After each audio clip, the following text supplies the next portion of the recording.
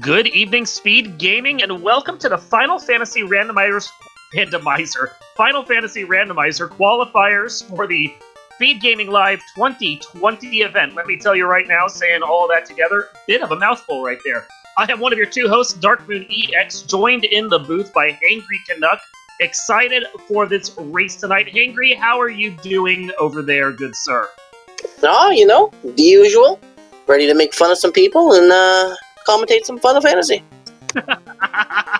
It should be a fun one. We have a lot of racers in here. I think last I checked, we have something like 12 or 13 people racing tonight. All of them trying to just get a good score tonight so they can qualify for our next stage of our event at the actual Speed Gaming event starting on November 7th. This is the first of a multi-staged affair, a very long and awesome tournament that everyone here is looking forward to. So yeah, I expect to see these runners run a few times over the next few weeks trying to get themselves a good score, and we will see where it all goes from there. So Hangry, I'm curious, looking at the parties that we're seeing here, how are you feeling about these? What do you like, what do you not like, what would you do different? Well, for one, I don't like the black belt, but I mean, if you're looking for speed, your black belt's your best guess at it right now.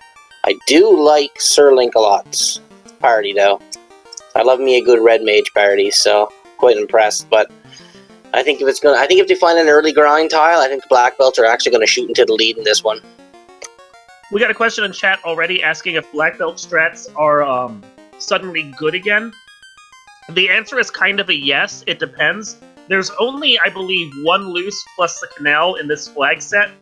And with the experience up at just around, I think, like 2.5 to 3%, plus another 5% per key item, or 2.5 to 3 times plus 5% per key item, the black belt can get online really quickly if things line up your way. So there's a strong possibility the black belt could be really good this time, but there's also a possibility you end up spending forever searching for the loose item and suddenly the fighter takes the lead. It's balance is the way I would put it. Well, I only see one thief. Life Reboot's got a thief going here, so we'll see if that's going to make any difference in the way he runs this time. Well, I like that because of the fact that, you know, once the thief is no longer useful, you can kill him, and then if you happen to get a katana, you can always bring him back and let him swing a little, but he's easy enough to turn into a 3-person party if you want, and still get the useful runs out of him in the early game. Yeah, it's going to be quite interesting to see how this goes down, for sure. Now, excuse me, we are running on a 10-minute delay, so we aren't certain, the runners start at 10 o'clock, we aren't certain exactly when they're going to start. Should be any second now, but as soon as they do, we'll start commentating right now, but for the time being, yeah, I don't know. Like, looking at the fighter red, black, I think I'd switch out of black for the red there that Sir Link-a-Lot has. Maybe that's just me, though. No, I like the party he's got going, Sir Link-a-Lot. I mean, if your white magic is good at the start, I can see maybe re-rolling white quick and dropping a red for a white.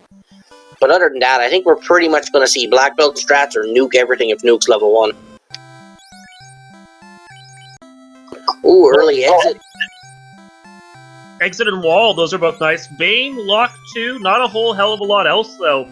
I mean, Bane is nice to have, Lock 2 is great to have to use against the bosses at the end. I think that exit right there, though, is the real winner of that level. Yeah, there's definitely no sweeper spells, so this could make the early going, getting levels maybe a little bit rough. I mean, you got Bane. Bane's a sweeper, and it works on most things, but I think you're going to see, oh, look at those pro rings and gold Cheerios for sale, and chain. So you can actually outfit your red mage and your fighter quite nicely at the start. So Sir Link-a-Lot is going to have an early game advantage here. Okay, question in chat asking what the incentivized locations were. It does look like it's actually 21 of 21. The flags changed a little since the last time I looked at them. So yeah, Black Belt actually does have a bit of an advantage here, just by grace of the fact that you don't really have to go rooting around too much. Masamune and Ribbon are in the pool, which means it's really 19 key items at 21 locations. Not a bad find at all. The only things, from what I've seen, the only things not incentivized were Volcano and Marsh Lock. Everything else is Volcano, Titan, and Marsh Lock. So it's everything other than those three. Sir Link-a-Lot is our first one into TOF, and Ale's right behind him here. Looks like Gouda and Life Reboot are doing a bit of leveling before they go up. Ooh, that's a pile of grimps. I mean, how early in the game that is, that popcorn pack of grimps and imps would be nice if you kill it. Unfortunately, we don't really have a lot of good sweepers, Bane being the best we got.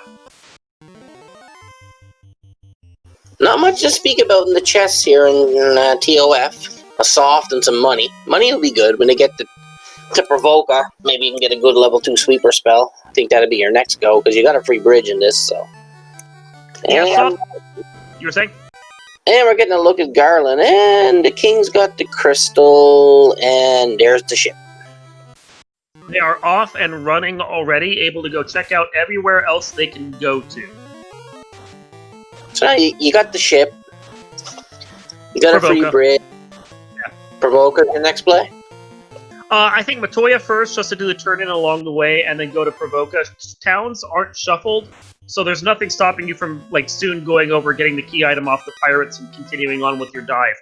And if you end up with the canoe or the herb, then that just directs you to your next spot. Looks like everybody's going to have Garland down in just a few seconds here. See what Matoya's got for sale. A house, some money, and an opal gauntlet. And she gives us a bottle.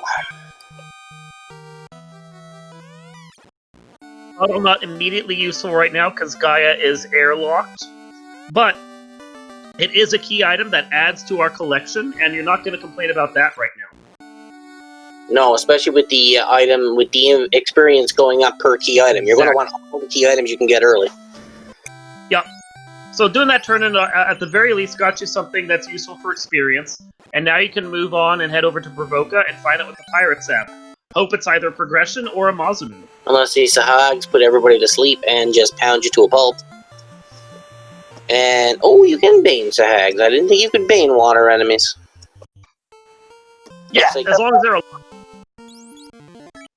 Looks like Sir Link-a-Lot's getting his exit and his wall, so he's going to be in great shape to dive some later dungeons.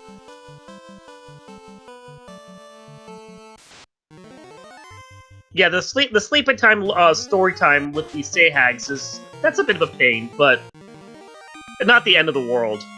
And the unsafe pirate's flag is not on, so there's no worry about the pirates coming up at nuke or hitting you for 100 and some damage. So these guys will go down pretty quickly to Bane, I'd say. Sir Link-a-Lot giving us a look at level 2 spells. Ooh, Life and Heal 3. Heal 3 is very nice early game. It really is. That's a great spell to have right there. We got a Sniper, Lightning 3, and Quad X. Yep. That's a good selection right there. Especially since one of the incentivized locations is the Sea Shrine. Having that Lightning 3 is going to prove very useful. Yeah, I think Sir Link-a-Lot's Red Mage, Black Mage party is going to pay off here. Especially since those Red Mages can learn Life, so and Heal 3, so that's going to be quite nice. Yeah, Life, Heal 3, and the Exit and Wall are all on the table for the Red Mage, and the Knight for that matter. White Mage doesn't have as much utility. Ooh, the Shark's throwing out some toxic there. Kind of reminds me of the Britney Spears song, "Don't you know that you're toxic?" Yeah, I do that every time. I appreciate you being on the same page with me there, Angry. Hey, I got you, man. I got you. All right, the canoe from Biggie. Oh, here we go. World's open. Only thing you're missing now is the canal, and it's good to go. So if it was me, I don't know that I'd hit Ice Cave, but I'd probably take the canoe on around to Crescent Lake since it's also incentivized with the stages there, before continuing my dive around to the Elfland area and seeing what spells there are there. Just get that banged out of the way right now. Yeah, I agree, and that looks like what Ale Markin is planning on doing here. I mean, I'm more, I'd like to check out Elfland first, because, I mean, if you find a good sweeper spell like Nuke, or a good spell like that, it's going to make this trip a lot better for you. And, I mean, if you find a good spell in here, you're not really going to buy it right away anyway. It's true.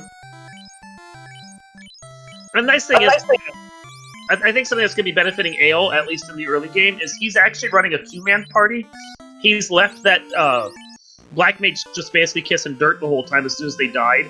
So that's going to be a lot of experience funneled onto his 2 characters, and going to be really easy on the money front. See the We have ourselves a key. Uh-huh.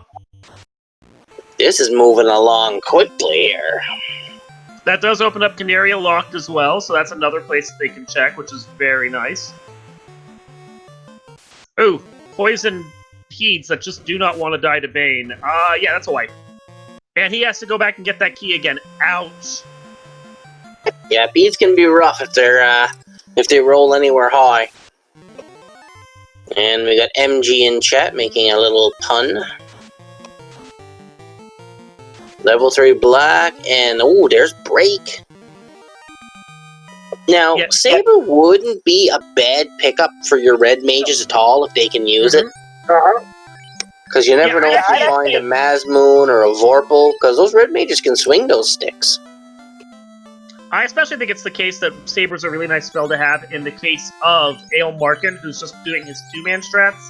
Because that red mage can actually become a fairly useful back row fighter while the black belt's doing damage up front. A little bit of like clean up with the Mazmoon. Level 3 Fade, nobody's going to be using. And there's Life 2 and Invis 2 at level 4.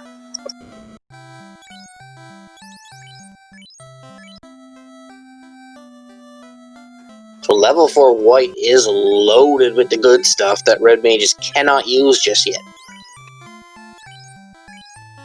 That's the first thing we've seen that kind of makes anyone still running around with a white mage seem a little useful. Long term, though, I mean, it's the most powerful spell we've seen right now, but I don't know that it really redeems having a white mage at this point. Looks like Life Reboot's taking the canoe route down the Crescent Lake here. Didn't take the boat. Oh boy, we got Gouda heading for Marsh. Gouda, my boy. Ooh, baby. I mean, it is incentivized. You know there's going to be something here, because there's no dud locations. And you do have exit, so it's going to make this a lot less painful. Exactly, yeah. Going in here, just doing this dive, see if you can get down here with your 3 guys, and you got, like, at least one pretty powerful sweeper that should be able to manage Marsh Cave. Yeah, I don't hate this play at all, honestly. No, you want to get your key item checks out of the way, right? Because the more, especially if you got a black belt. With a black belt, the more key items you have, the better. Because if you come across a good grind tile and you have a lot of key items, that black belt's going to go up quick, and then he's just going to start punching holes and stuff. Agree. Ale Markin going to give us our first look at the Canaria Treasury here. Ooh, X-Cal, useless. No fighter. There it is. There's our opening. Now, one thing I did Gouda check that not everyone might check. Oh, Frosty Wizard, that's going to hurt. What we found there at Marsh Cave, and this is going to be a wipe for him, is that the middle treasure chests that that aren't incentivized on that bottom marsh floor did have a flame sword and a katana. So while that's not necessarily useful for Gouda right now, Life Reboot, who's rocking a thief, will probably really be happy to see that katana if he happens to check that room.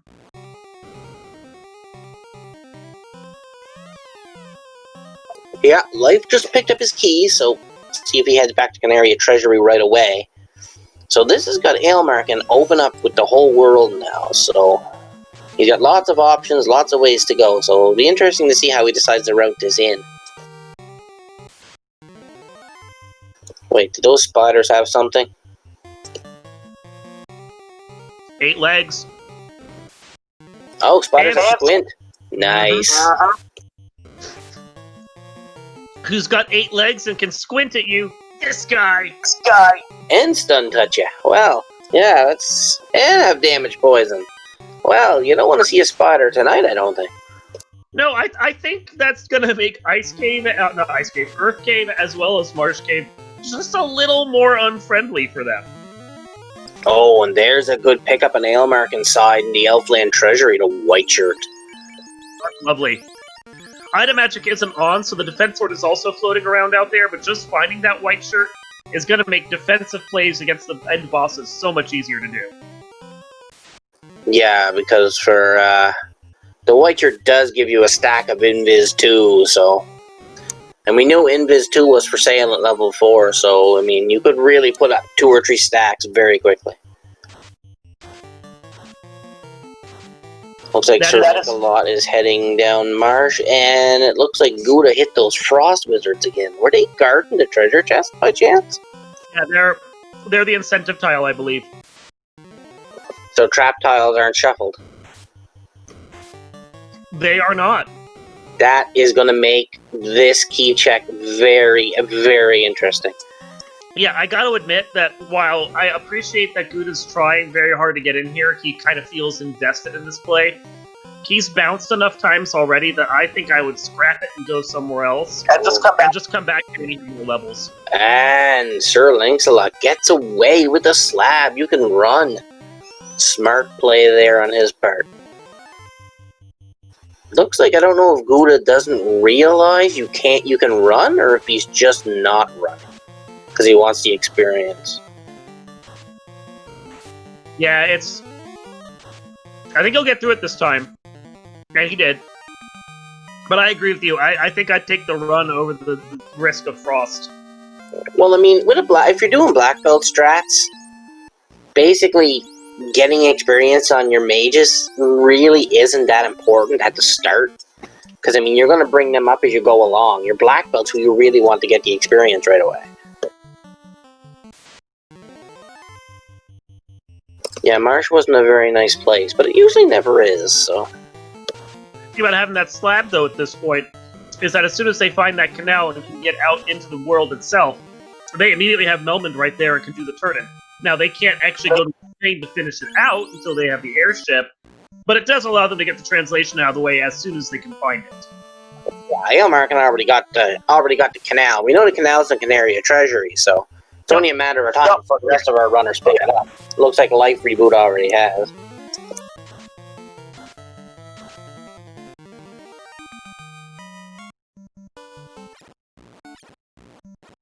Looks like Gouda is gonna pick up there wear white shirt soon if he decides to go in there. Looks like Life is giving Marsh a try, and looks like that's where A.L. Markin's heading as well.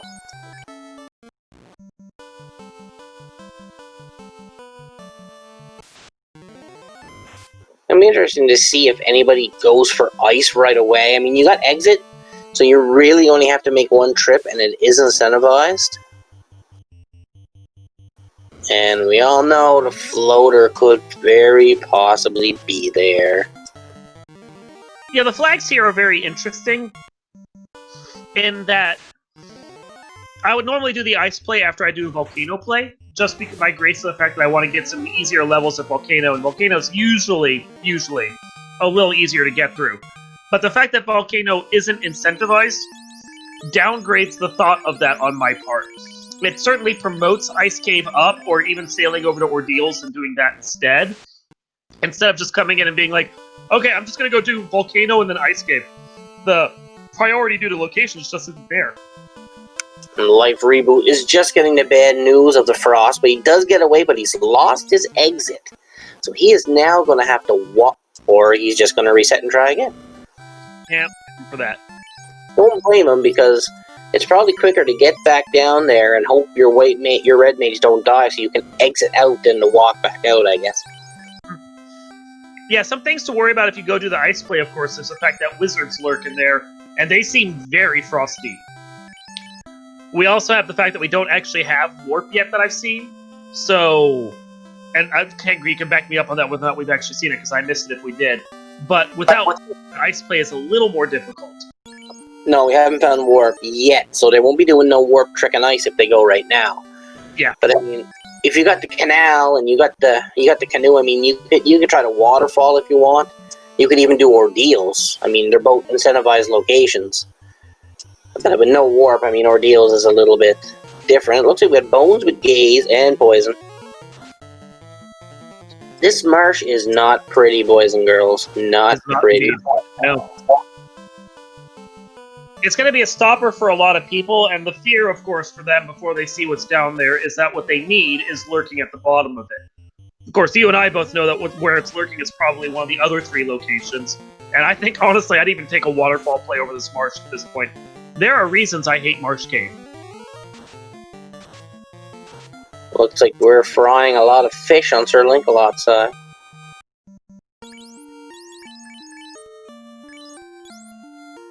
As Trenton also points out in chat, the fact that the grind tiles are not shuffled right now means that ice is actually even more valuable, because you know the eye tile is right there, and there's a good chance you can use it to get your early game grind going. Looks like that's where Sir Linkalot is heading right now, into ice. Like Reboot is getting out of there with the slab. Looks like Gouda might be leveling, or... Oh no, he's just blowing off encounters here. Trying to learn the encounter table so he can get rid of the fights he doesn't want.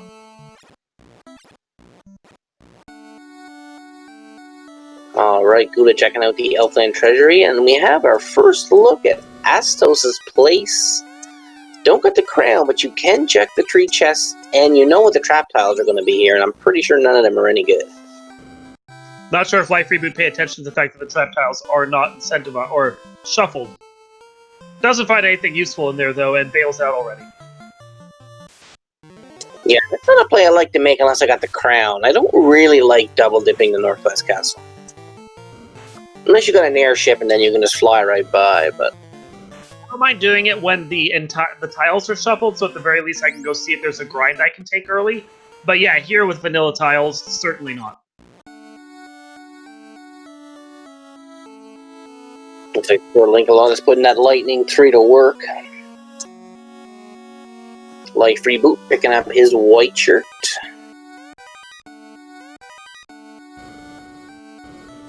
Link has made it down to the actual incentive areas of Ice Cave, this big loot dungeon here at the bottom. If he can get through this, he'll probably be rewarded with something.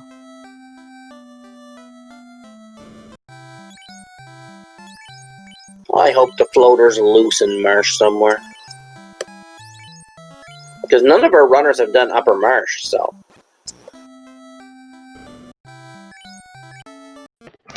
Seems like he is prioritizing certain chests while he's down here hitting the 6-pack that tends to be valuable, but not actually rolling over that one chest. Does get the Mage Stick, though. Mage Stick is nice this early in the game. And a Parole Ring's not bad either.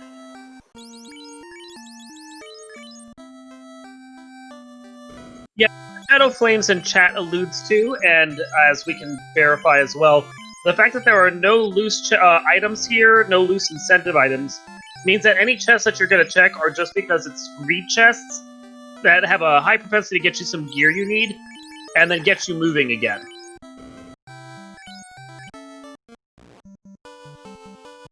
Alright, Ailmarkin going for his slab. Life Reboot stocking up on potions. We have Sir Linkalot trying to get through the ice cave, and Gouda is sailing for the open sea.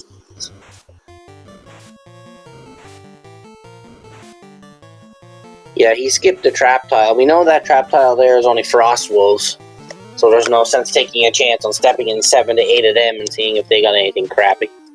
And there's a chance they aren't going to have their default frost spell, but they could have something else equally nasty, or worse for that matter.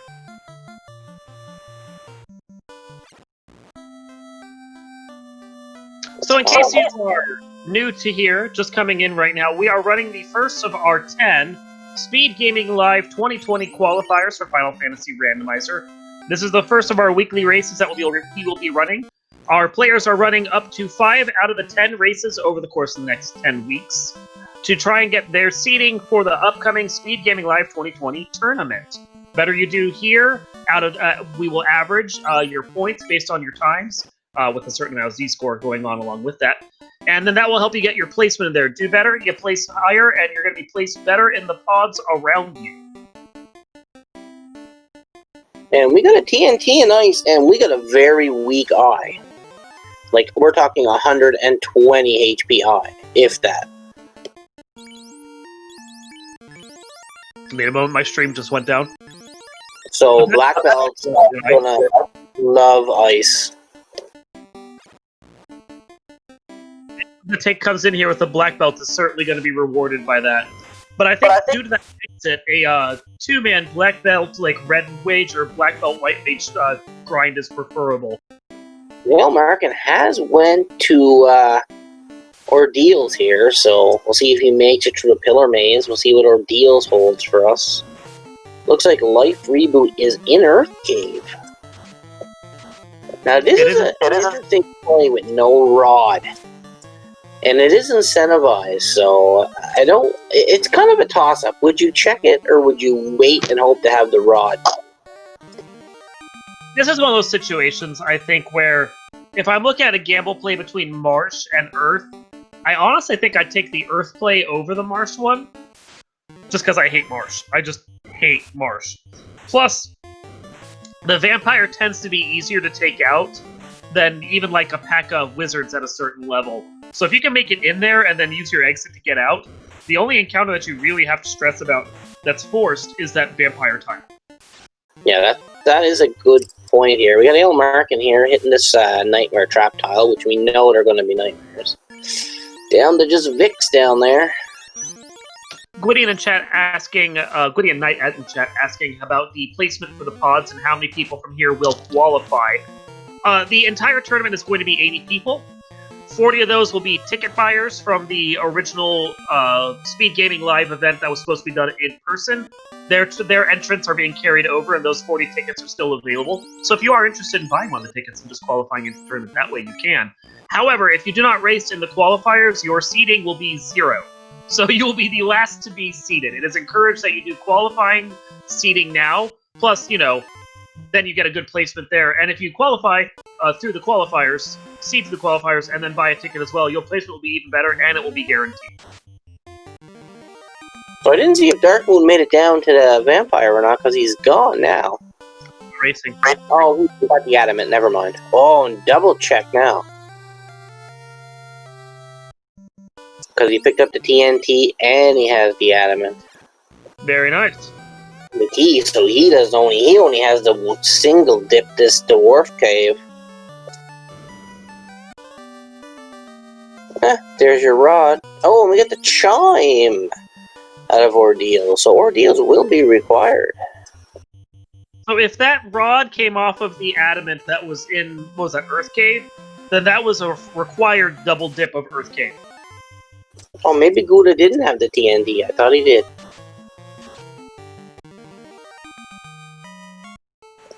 Yeah, you have to go in Earth to get the Adamant to get the rod. That's pretty neat. That's a little rude. I mean, at least it's all in the same location, because Dwarf Cave isn't very far.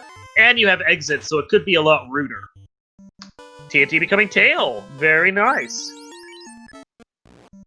Yeah, with the black belt strategy, you're gonna want to hold off on your promotion for a while. Because the black belts do better magic defense as black belts than they do as masters. Yeah, that is a vanilla behavior of the game that we haven't changed. We do have a flag that can change it, but we tend not to play with that, just, you know, to help balance the black belts so they have a reason to play with them. Like, if you lower their magic defense, then black belts become even worse than we've already made them as it is. Alright, looks like we got Ailmarkin heading for Waterfall. Get us a look here. Nothing over at the Oasis. Life Reboot just showed us. Yeah, neither once hit on rack. Oh, here, Life Reboot's going in to see if we got the vendor item here. We do a herb for 11k. They should have enough money to buy that, or they will soon if they do the waterfall first and walk back out. That will not be a hard purchase to make at all. That's actually fairly cheap for an on-rack area key item. And we actually see, in fact, Ailmarkin is most of the way through the waterfall cave, trying to decide whether or not he can take on this Ghastly or not. Well, he doesn't have a choice. He can't run, so... Oh, well, that sucks. Starting to get some damage out of that black belt. That's nice to see. Yeah, I have a feeling this ain't gonna be enough. Bye-bye, black belt. This is gonna make the waterfall kind of sticky. As Life Reboot hits his Gas Dragon. MG Weirdo asking in chat whether or not he actually bought the herb. He did not, because he only had 8 of the required 11k to get the herb out of that shop. Looks like I'm going to try to cheeky quad X, but the Gas Dragons has more than 300 HP. And for those of you that have been watching over the years, for a while there we weren't seeing Gasties in the waterfall because the Encounter 8 dragons, or Encounter 8 in general, just wasn't showing up. So all those times that we were praying for certain encounters to show up, they just couldn't because our RNG was broken. That has been within the last year, so you're going to start seeing things like Iron Galls showing up in Topher, and the Gasties showing up in Waterfall, and all of that again. So, Link Shot, its runnables are mixed, so this was just unlucky right here. But Life Reboot does get through. And that's going to be a good chunk of experience right there. That is a wonderful amount of experience. The Gasties are very rich. They are, when you get them in the 4-pack, they are, as other commentators have called them before, the encounter that broke the experience table, because they're just that good that with the vanilla experience growth that we used to use, they'd actually roll over the experience you'd get, and it'd actually become less valuable than it should be. That's another one of those problems that's been fixed. Life Reboot hit a second one, and he's out of lightning charges, so he's going to try to bane this one down, but I don't know how much success you're going to have with that. They have pretty good magic defense, just vanilla. That is not going to be a very workable situation. Could happen, but it's unlikely. Buddha's going straight for Lich here. Also, the Jerkbirds in Waterfall have Blizzard. So basically none of the dungeons are nice. That's just what we're hearing. Meanwhile, Gouda's going to be the first Green Runners to take on Lich. 4 hits, 8 damage. Ouch. Lightning 3, Fire 3. Fire 3, of course, doing massive work because Lich being undead, weak to fire. Already has about 300-ish in the bank against this Lich. Shouldn't last much longer. Still managed to stand up to that. 4 hits, 4 damage from the Black Belt. Another round of ink after those Dark was cast. Brack comes out. Lich being undead, not going to be super susceptible to that. Another punch, 4 hits, 8 damage. Ooh, going up again. 2 hits, 80 damage from the Red Mage. Lightning 3, 99. Another ink. Lich doesn't seem to want to do anything except spray ink all over the place. Apparently he went to the art supply store, bought a bottle of India ink, is just spraying it everywhere. Hit for 2 hits for 155 damage, gets some crits, kills Lich, and then Gouda gets trolled immediately afterwards. It looks like Ailmarkin did get through Waterfall. I didn't see the item he got from the robot, though. Oh, the loot. There it was. A loot and the Vorpal. Yeah, he got the loot. That's all he needed. Well, those of them that have a fighter or not a thief in their party, heck, even the Red Mage, might not be sad to see that Vorpal. It's a good backup to the ultimate if you get it. I'm always sad to see the Vorpal. Look at level 5 here, and there's our warp. So, Gouda has not been through Ice Cave yet, so he's going to be happy to have seen warp before he goes to Ice Cave. I am actually surprised that most people didn't check that. Going over there and checking that place is one of those things that I will do, Melman, as soon as I get out of the Inner Sea, just on the off chance that you find a warp or something. Now, most of the characters that we have right here didn't have the spell charges to cast it, but warp would make, ordeals and ice caves that much easier to do just because of how broken it is, and dungeons you're not supposed to have it for. Well, that's convenient. Elf Prince gives us the crown, so we can run right to Astos. Very nice. Ooh, Life Reboot coming up across a pile of birds, and I hear they have something nasty. So going over, turning in the crown, gets the ruby. And you can see an Astos fight immediately. The shuffled Astos is not on, so you turn an item into Astos, and Astos is Astos. It is kind of fun going and fighting Garland, going to rescuing the princess, going back, talking to her, and she reveals she was Astos the whole time. How long a con was that she was running? I'm just asking. It looks like with that ruby now, that opens Sarda up. 2 item checks there because they don't have the floater, so they can... Oh, well... They can check the fortress and check Titan Strobe, but Titan Strobe isn't on. Oh, I know, Q. I remember. Don't know that, but at the bottom with Sir Linkalot, we did have an appearance of Out of Bounds Bat. Ailmarkin hit some sharks, and they decided to toxic.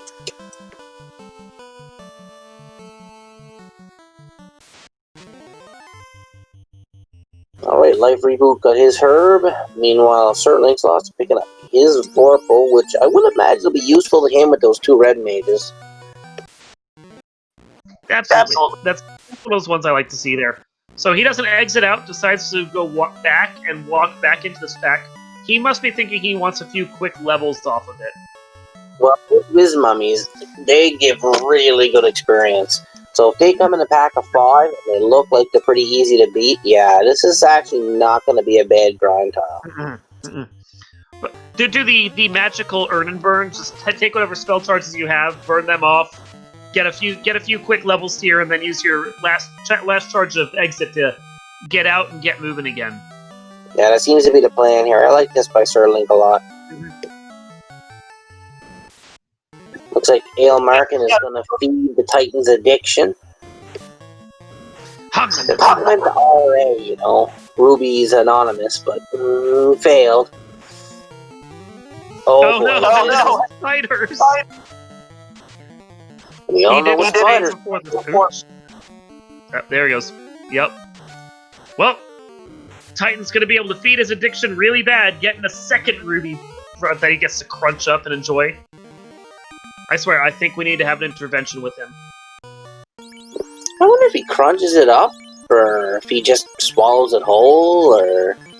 He does say crunch, crunch, munch. So, if I had to guess, he crunches it. Now, what exactly he does with it after he crunches it, I'm not going to judge. Gets the cube out of Sarda, so not immediately useful. But that does open all that stuff. Oh, we do have the dock, don't we? So actually the Chime is immediately used. Chime and Cube are immediately useful, so they could in fact use Sky Palace. So Sky might have that floater sitting there. That is, in fact, I think one of the ruder locations for the floater to be lurking. Life Reboot's taking on Astos. Gouda has just picked up his loot and some chests. El Markin's on his way back from Sarda, and Sir Lancelot is sailing the seas. So far, this really hasn't been a bad seed, except for Marsh. Except for Marsh had some tricky fighters. Well, El Markin's heading for Earth Cave, so spiders are pretty prominent down there, so we'll see how this goes for him. Those sharks are nasty. Looks like Sir Lancelot's heading for Ordeals, where he will get his Chime. I will note, this is actually a fairly bold dive out of Ale Markin's part, just by based on the fact that he doesn't have a ton of levels yet under his belt. Under his black belt, if you want.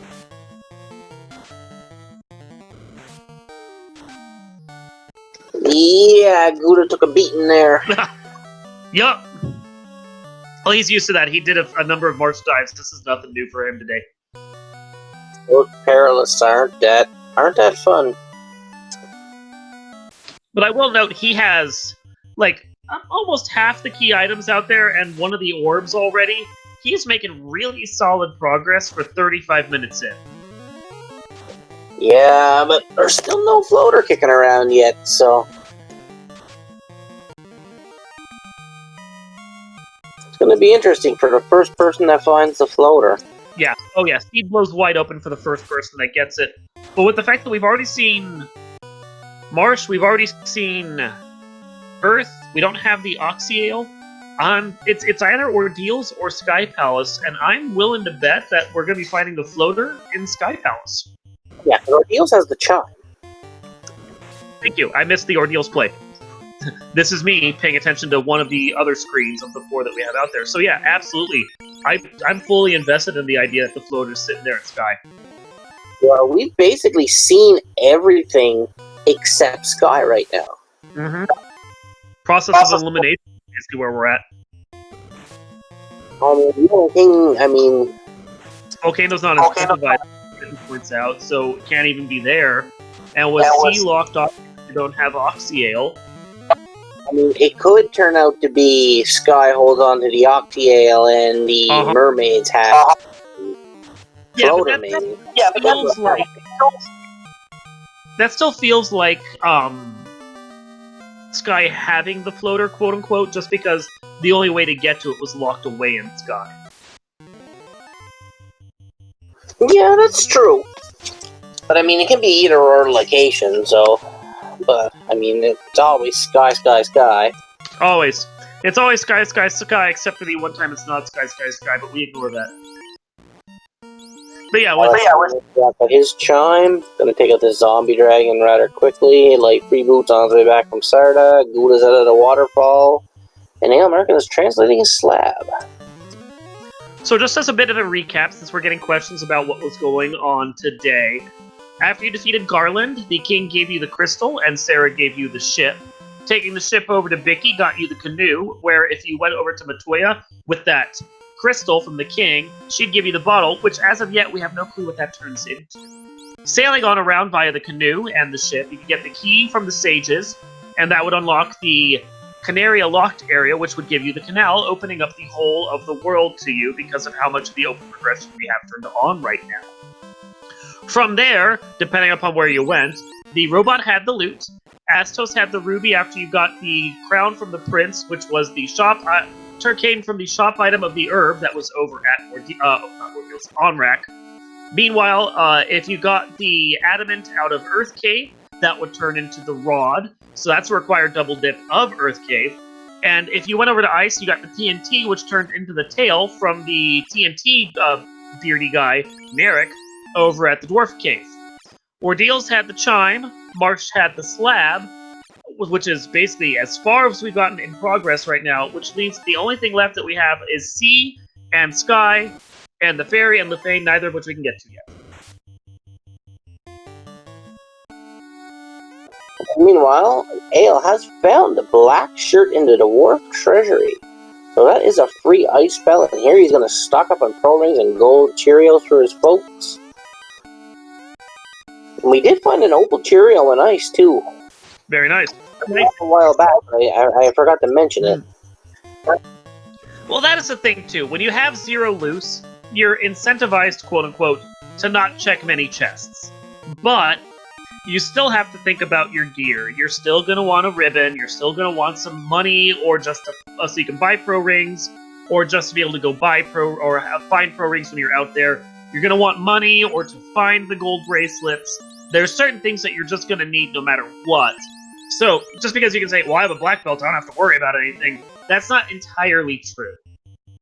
Well, once Aelmark and Gouda hit ice, they're going to grind. They're going to take their black belts to 32 or 42 or 58 or 77, whatever they want to take them to. Skill is 50 to 200% for both enemies and bosses. Based on that, with a black belt, 32 is the low end, but I'd be surprised if we see anyone go above 36 by default. But anyway, Aelmark is heading towards ice, so we'll see if he's deciding to... Oh, he might be going to volcano. Nope, he's heading for ice. So we'll see if he decides to grind. I mean, I can't see why you wouldn't. Yeah. But the number of points that they've turned in and where they are on that, for the amount of experience they're going to get, it just makes sense at this point to go do your grind at the eye after you pick up the TNT. Meanwhile, Light Reboot grabbing his adamant out of Earth. He's going to go turn that in and be rewarded with another trip to Earth. Young man, to Earth. And I'm getting the defense sword in the Dwarf Armory. I must have missed that. Great pickup right there. Throw that on your lead, let them ruse up, have the white shirt backing up for the rest of your party, and you can just do 2 rounds of charges of both of those and be good to go to actually start dealing with the bosses that are sitting there in front of you, especially if you have a ground up black belt. Yeah, right now the gear and the way to see this running, it's playing right into the hands of a black belt right now. Yeah, all the really good items have been just along the path of where the black belt was going to go anyway. About the only thing we really haven't seen, as far as I can recall, is a ribbon. As soon as we find a ribbon, you're sitting there going, perfect black belt seed. Good to go, let's move. Well, the second Ale finds a ribbon, I'd be surprised if he opens another chest. That is very true. Oh, we finally got it over on Life Reboot's side. Hey, Bridge Boss. Are you Yeah, I can see Lyle American if he finds a ribbon. I can see him not opening another box, especially if he grinds his black belt here. Totally, I would agree with that. Sharks have Dazzle, Sharks have Toxic, and they attack you. Sounds like...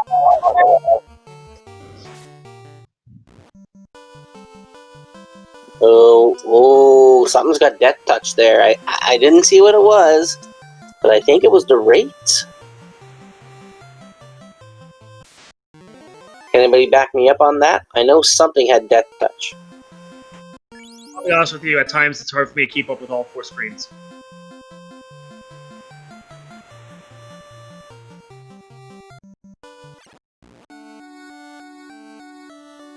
And we do have our first drop. One of our players has already forfeited. And then there were 13.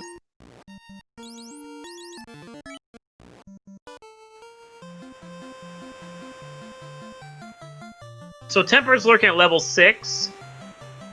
Should be learnable, like, sooner or later. I mean, they got the tail. They'll eventually be able to learn it, at least for the Black Belt, or Black Mage, if nothing else. Cure 4 is out of range of the Red Mage right now. Do not know if 3rd slot is available for them to be able to pick up later, once the Red Mage has been class changed. In the case of the fighter parties, they are more than likely going to class change, though. Alright, Elmar can get closer and closer to the grind tile. Meanwhile, Sir Linksalot's heading back into Earth. He's gonna go take out Lich, I would imagine, at this point in time. I would. You've got the Raw here. Maybe a bad boss with the spells you have on the table and a few levels underneath your black belt. Like, getting the Lich out of the way now while you're here just makes perfect sense. Yeah, Sir Linksalot's gonna get... Ooh, Trolls with Blizzard. Nice. Sir Linksalot has to get the item out of here first, though, so he's gonna have to make the second trip. Opal Shield pickup over there in Marsh from that little green chest right there. That's a nice one for the people that have a fighter. Yeah, no, Opal Shield is really good. Opal gives you resistance to lightning as well. So we only have so many locations left that we can check. Aelmarkin's getting the TNT out of here, out of the way. He's going to be up against the fact that there's only like a few areas left that he can go. Everyone is really starting to slide into the end game, and I think we're seeing from the way that this set laid out, which was the opposite of a jet seed. I'd probably start guessing like hour 20, hour 25, we'll start seeing people done. Yeah, I mean, the forfeit isn't really too bad, because if you race more than 3 races, your lowest score gets thrown out. So if you do 5, say, your forfeit's probably going to get tossed. Yeah, you are allowed to race up to 5 times. If you race 5 times, your top score and your bottom score are dropped, and it's the average of your middle 3. So it does encourage you playing a few times and doing your best a few times on there. But because the vagaries of the Z score right there, we do a mean average just to try and eliminate any possible variance that can happen, because, you know, some seeds are just faster than others. American is on the grind. Punch Mage doing the things that Punch Mage do. Can't say I blame him. Now's as good a time as any. Yep. Looks like he's not going to kill off that Red Mage, though. I think he wants to get him a few levels first. Well, Red Mage has the exit, so if he's going to want to keep the exit around so he can just quickly get out and get saved, he's going to need that Red Mage alive. Yeah, but you can get your black belt up to level 32 or 36. I mean, there's really nothing in here that's going to stop you from getting out. Generally, I'd agree with you, but the last thing you want to see is a Wraith party show up and death touch you and send you back after 5 minutes of grinding. Yeah, but with your black belt's magic defense, that's going to have a hard time hitting, especially if you're up at level 36, 40. I mean, I'm not disagreeing with you. I'm not disagreeing with you. I mean, I agree. You might as well get your Red Mage some levels while you're here. You're going to need him at end game anyway. Yeah. I mean, I'm not disagreeing with you. I'm a coward, so I would absolutely keep my Red Mage alive the whole time. At the same time, though, he's only going to be doing 2 men. I'd be surprised if he even brings that Black Mage up at all. So all the health he can get on his 2 guys is going to be super appreciated. Yeah, I agree. I when he's doing his grind here, I think what I'd do is I'd take the red mage up to maybe 30, and then I think I'd drop him like a bad habit and just go with the black belt. Oh, I think he went too far. You could see him just staring at it going, I did a dumb. No, unless he's just done his grind and figures he'll grind somewhere else, but I mean... I have a feeling that what he did was he accidentally moved too far, took a stare at it, and sat there going, it's going to take me too long to get back over here. I'm just going to exit and assume I'll get the last of my levels on the way. I mean, he's got Sky Palace in front of him. If he does any clearing in Sky Palace, he'll get plenty of levels there. Yeah, but it's going to be hard to clear Sky Palace. I mean, with 2 people, hardly any good sweepers. I mean, you know, that eye was the grind right there. It's a risk. I'm in agreement with Brinton in chat. I think it's fine. If he goes and does like Volcano or something else first, he can get levels there that he can stack on, and then he can go do Sky Palace and take care of that. And by the time he's through Sky Palace, I think he'll be right around where he wants to be. Oh, I agree with you guys 100%. I'm just saying he probably would have got there quicker and easier had he not misstepped. No, totally. Totally. Oh, look at this. This is cute. 8 wizards, 7 wizards, all throwing a frost at you. Yeah, those whiz packs are grody. Now we got Life Reboot. Yeah, Life Reboot did this a different way. He actually did the warp trick twice, so he ended up on the side with the grind tile instead of coming from the top. Yeah, slid in that way so he can get the TNT, and then, yep, and now he's sitting here, he's grinding. Yeah, I like what Life Reboot did there. Yeah, it was good. I mean, he's not going to get as much experience, and now, here's where we're going to see, is he going to keep the black belt up or down? Black Mage? Yeah. Yeah. Well, and benefit to Life Reboot is the fact that he doesn't have to grind as high. Black Belt really doesn't come online until 32, but the fighter at like 21, 22 with the Vorpal already starts to pay dividends. Yeah, but they don't got a tail yet to get a class. Well, they got a tail, but they don't got the airship to get the class change, so the Vorpal's not in play yet. That is very true. And we're all sitting here thinking, well, Sir Link-a-Lot might be the first person to come across the floater. He's coming in here checking this little treasury right here. This is a good one because you can get over to it and you can get like a decent amount of gear if there's anything here, or just reset out afterwards. Would be surprised if he checks the greater than less than on the next floor though.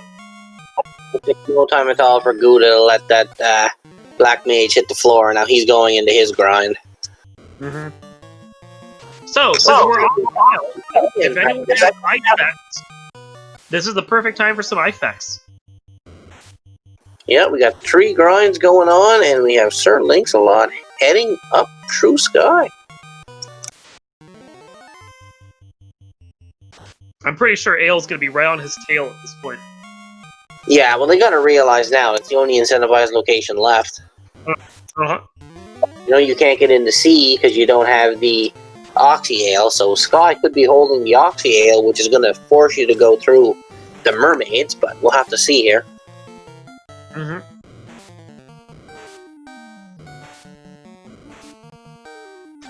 Question in chat about whether or not Link decided to grind on eyeballs. He did not. His party is level 13 right now. And that is just based on him just doing a walking grind. I know that everyone has been playing for a while, and Link knows what he's doing. It would not surprise me if he'd practiced a couple times, figured out that for a party like the one he's running, the walking grind was good, and he's just committing to it. Yeah, like, he's level 19 now, and 18, yeah, I mean, by the time you finish Sky and Sea, you're pretty well going to be 25, 26. The only risk is, if you wipe anywhere in Sky, you have to do all of this all over again. Gouda didn't take the grind very long either, because he's already out of ice. I guess these players are figuring they're going to get their grind the rest of the way on the walk. Certainly Club proved me wrong, and actually going to check greater than, less than. Ale mark and a lot of cash. There's that. If Ale... Oh, Ale not checking this. Ale missing out on the first of the ribbons that we've seen. Oh, yeah. That ribbon would pretty much make it so Ale wouldn't have to open another chest. Uh-huh. But we'll see. Life Reboot and Gouda. We'll see where they're going to head next. I mean, a vampire battle, you gotta take this. This is really good experience. Yeah. And I mean, you got fire threes up the yin yang, so. Well, and now Ale is on a floor where he can start getting really good stuff, like those very valuable gray Nagas. Those ones are huge money right there. Looks like Ale Markin's gonna give us our first look here at the incentivized chest, if he can get past his Gurnaga. Which they're not hitting for anything, I'd be surprised. There you go. He's starting to get the hits.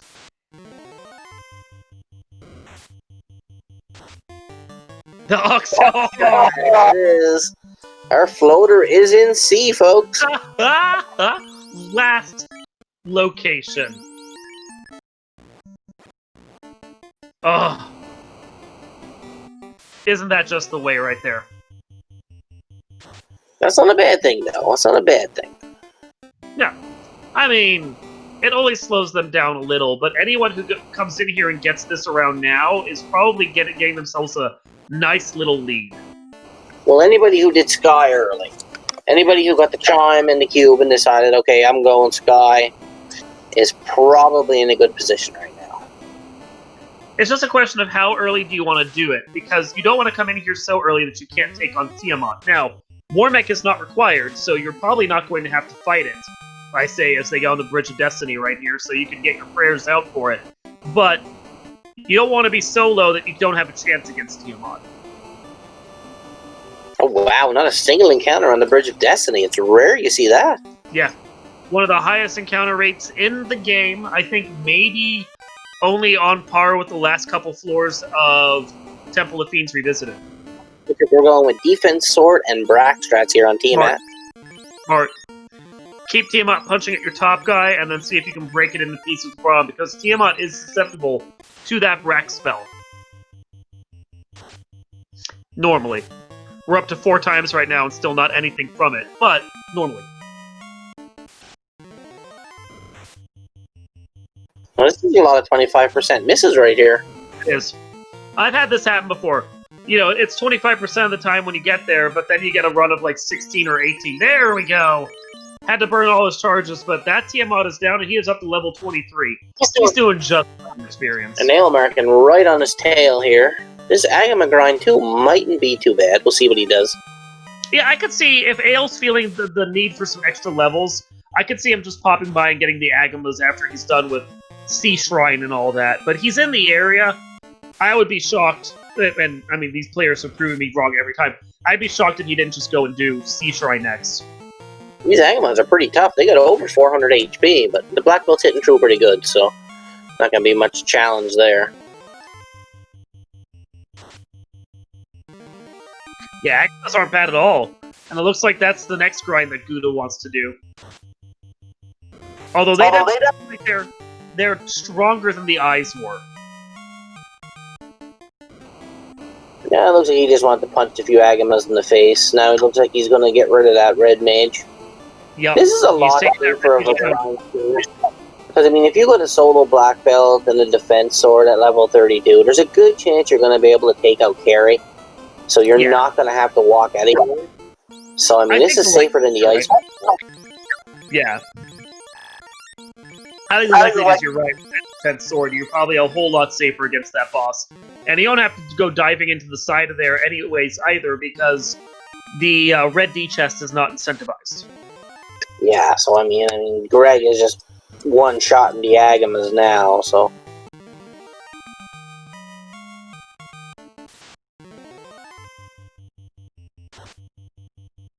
Alright, so we have Aelmark and our first one in the Sea Shrine, heading for the mermaids. Is this going to be the floor?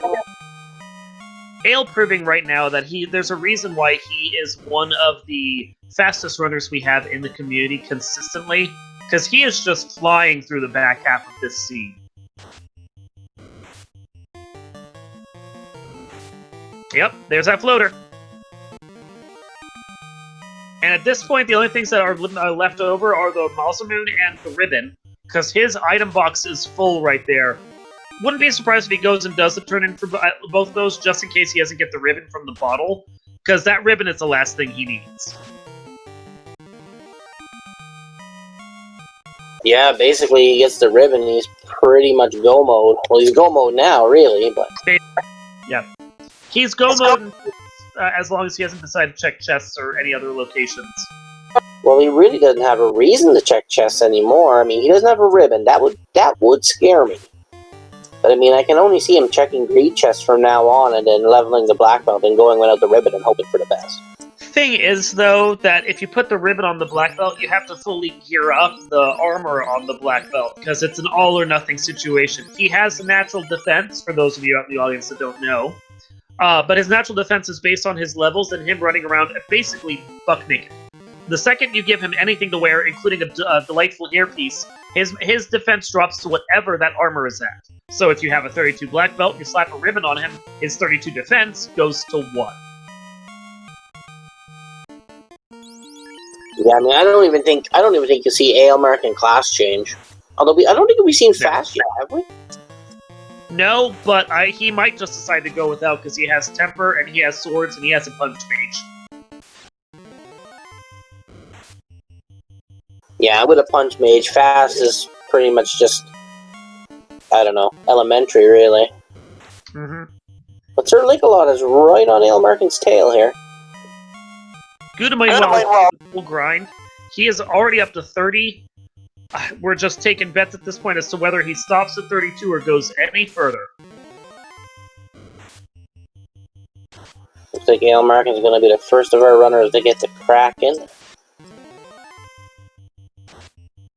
I mean, I gotta think that if you're gonna do the Agama grind, I like the direction that Ale Markin is being forced to do it, where you don't grind it up too high, and then you just come in and do it after you've gotten all the key items, because now you're gonna get an even better bonus off of the last few you have. Good is missing out on 15% of that extra bonus per kill right now, so it's gonna slow him down a bit in comparison to what anyone else might do. Well, he's blowing past 32 right now.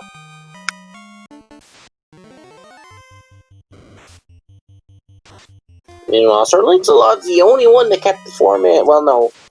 Life Reboot, too. They're both going with a 4-man strat here. It's more on the experience growth, but when you have a fighter, it's not as big a deal. Yeah, Gouda is 33 right now. Question is, does he stop at 36 or go all the way to 42? And Bracken the Kraken. Giving Ale American his second orb lit. 2 to go. Go mode. I can basically see him just plowing through the last 2 dungeons. So question in chat about promotion and the black belt. We did touch upon this earlier. Whether or not you promote the black belt early or late. If you're playing with vanilla MDef growth, black belt is weird. In the vanilla game, the black belt has an MDef of +4 per level, whereas the Master, the promoted version of the black belt, only gets 1 MDef per level. Something weird about the way the game was programmed in a game that has so many things that are weird about the way it was programmed.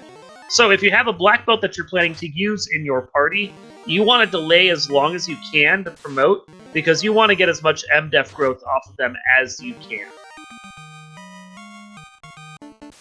And Gouda is just smashing the face off these Agamas right now. Apparently we had a second ribbon sitting in the mermaids area, so that's 2 of them that Ale has managed to miss. That means the only one that's left that we know of is going to be over in the incentive area of either Bottle or Lufane. And Ale American is actually just about to be the first in the air, and Cobras have pre-made. Wow, that Kraken fight went so fast I missed it.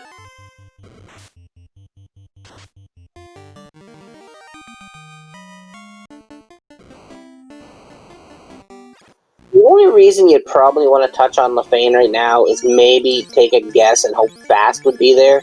But even if Fast is there, your Red Mage can't use level 8 anyway, so you're pretty well boned.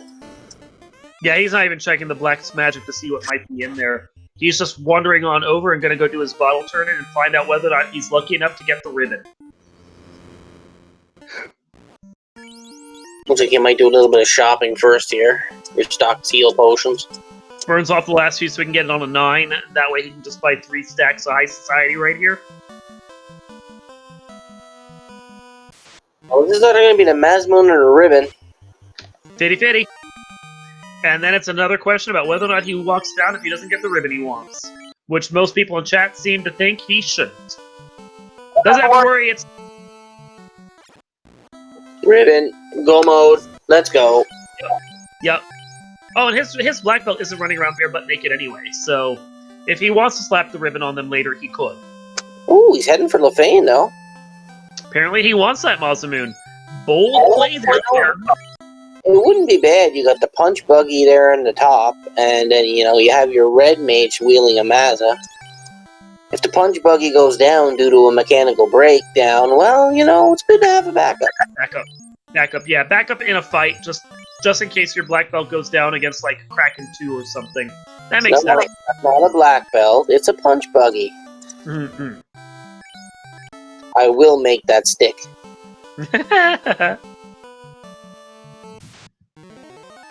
You ever play that game, Punch Buggy, when a Volkswagen goes by?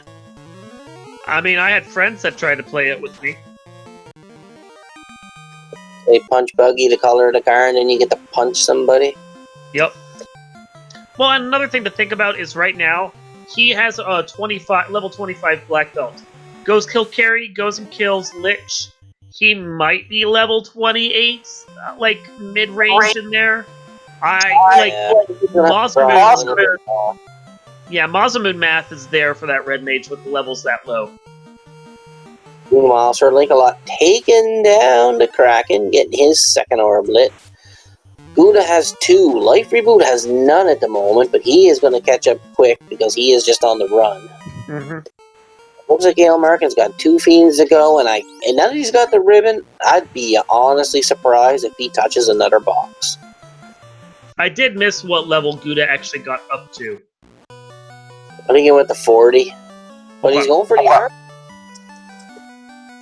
40 would... he's probably hoping this is a floater, honestly. I wonder what Ale Markin's looking yeah, for. he resets out. I'm curious as to what Ale Markin is searching for here. A second ribbon. Because he doesn't realize where the other ones are. You can find one in here. Well, we know that. Ooh, Red Hodges with Glare. That's always accountable. They've got that resting glare face. Yeah, it looks like Ale Markin is just in go mode now. He's just going to fry up these last 2 fiends, and then we'll see what he does if he decides to grind more, or if he's just going to take the risk and dive Topher right away. Yeah, I think just seeing him check just the greed chest along the way, maybe find that ribbon if he can. But he's not going to spend much time out of that path to go do anything else. He might. I wonder if he'd stop and take a few Agamas along the way. I would, but he may not. And we have had off-screen our first finisher already. Edgeworth, with an official SRL time of 1 hour, 15 minutes, and 16 seconds, has taken first place, throwing off the curve. Wow, that was quick. That was lightning fast. Fighter, Vorpal, early class change, just went and did all the key items and did them bing bang boom. I could see it.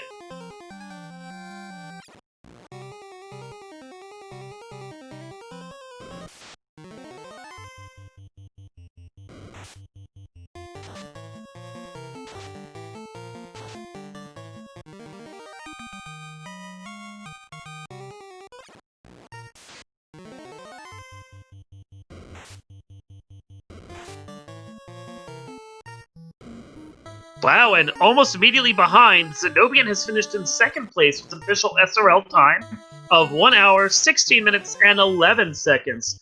That's pretty speedy right there. These are very fast.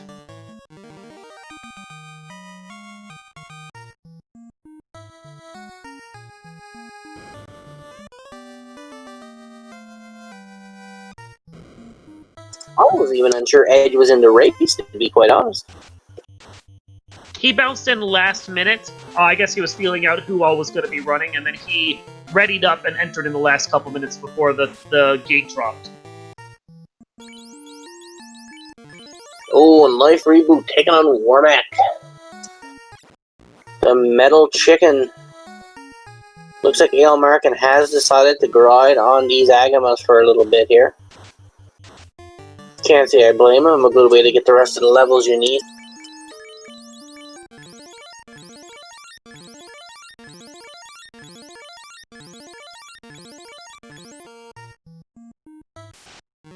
Behind the scenes, Caleb has finished in third place with an official SRL time of 1 hour, 17 minutes, and 16 seconds. Warmack's got nuclear. I mean, it's good information if you have it, and if you can kill the Warmack, that's some great experience right there. He's just a very evasive Warmack, so I don't know that this is really a doable fight.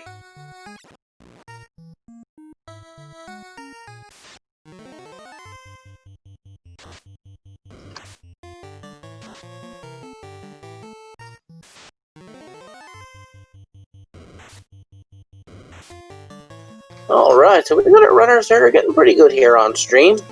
Mm-hmm. Wonder how high Ale American's going to take his black belt here. You know, every time I speak, the game proves me wrong. The second I say that Warmack doesn't seem doable, Warmack dies. Some days I feel like I just shouldn't open my mouth. Oh, wow. Looks like Sir Link-a-Lot's going to get some level 6 spells. He has promoted class change, so he will have Cure 4. That is going to be a major help in Topher in case something is really bad in there. Which, as we all know, Topher usually does have something bad.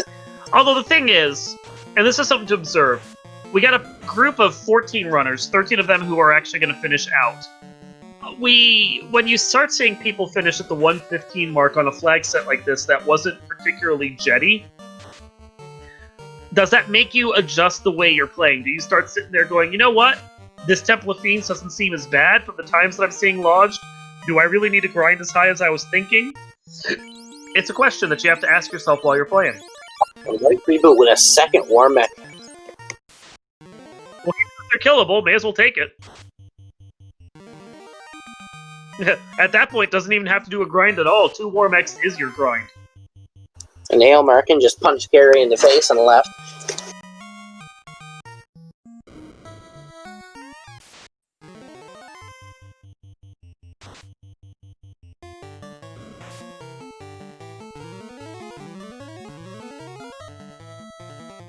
Question in chat about runners being able to see whether or not the other runners have finished.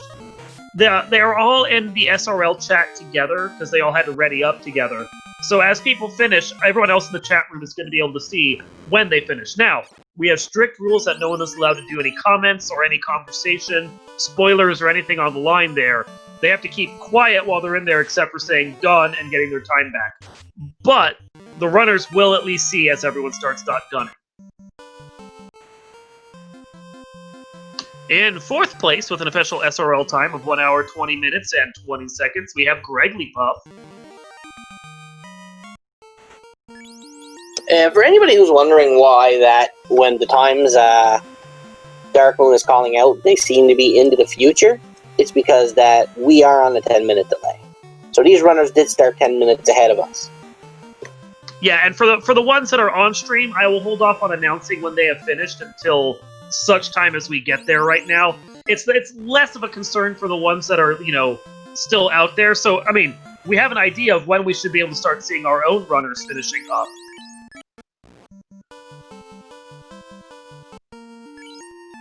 But thank you for reminding me of that, because, you know, every once in a while my brain blanks and I'm like, oh right, we're on a 10-minute delay here. Ba-dum-bum. The American's going after Lich, the 4th Fiend. Meanwhile, Sir Link-a-Lot has his first Fiend down. Got 2 Warmack kills, lots of levels, so he's pretty well ready to go right now. Gouda is going to go for his last Fiend, Fiend of Water. Oh, and the Spectres took out Vix. Or something took out Vix.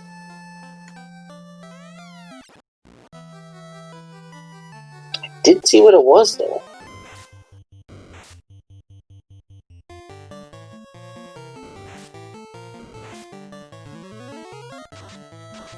Life Reboot is going for carry now. Sir Lancelot had to exit out of that Geist fight. I think something there was pretty dangerous. So now it's basically just a run to the finish, because all of our runners are in go mode right now. Yep, they are in go mode. They are there first. We do already have an idea of when we can start expecting to see runners finish. So, you know, only a mild spoiler right there. But it does mean that we have a broad idea of how long the seed's taken for things to run. And it's the thing of, when you don't have any loose, when everything is basically laid out where you check the incentive areas, it comes down straight to how well you can route and how bad the RNG is of what the monsters are doing and what the bosses have. So this is entirely about what your skill may be in Final Fantasy Randomizer. Now, with all these finishing times, it leads me to believe that Topher might not be the slog we think it is. That was my guessing. Everybody loves to see Kraken 2 pull out the tentacles and hit you for 12, 1300. So question in chat about what we mean when we say we don't have any loose.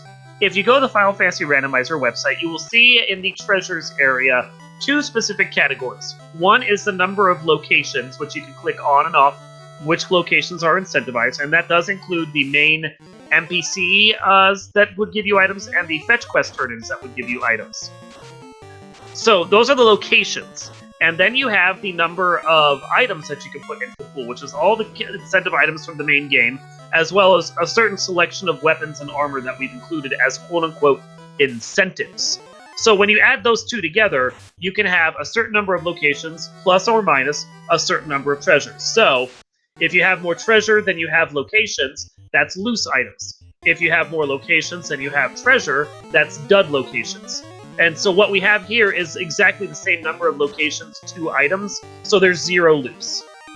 And AL marking around the 1 hour, 13-minute mark, it's the first of our on-screen runners to enter the Temple of Fiends. And Gouda just punched Kraken for 1300 in the lips and left. So Gouda has all 4 orbs lit and is hot on the tail. This is going to be... He's really picked up the pace. Punch Mage does punch things. So Sir Lancelot's on his last fiend as well. I didn't even see him destroy the other ones. But meanwhile, El Markin is coming on to the Lich 2 floor. Looks like the Life Reboot is stuck against some Agamas at the moment. Doing an Agama grind.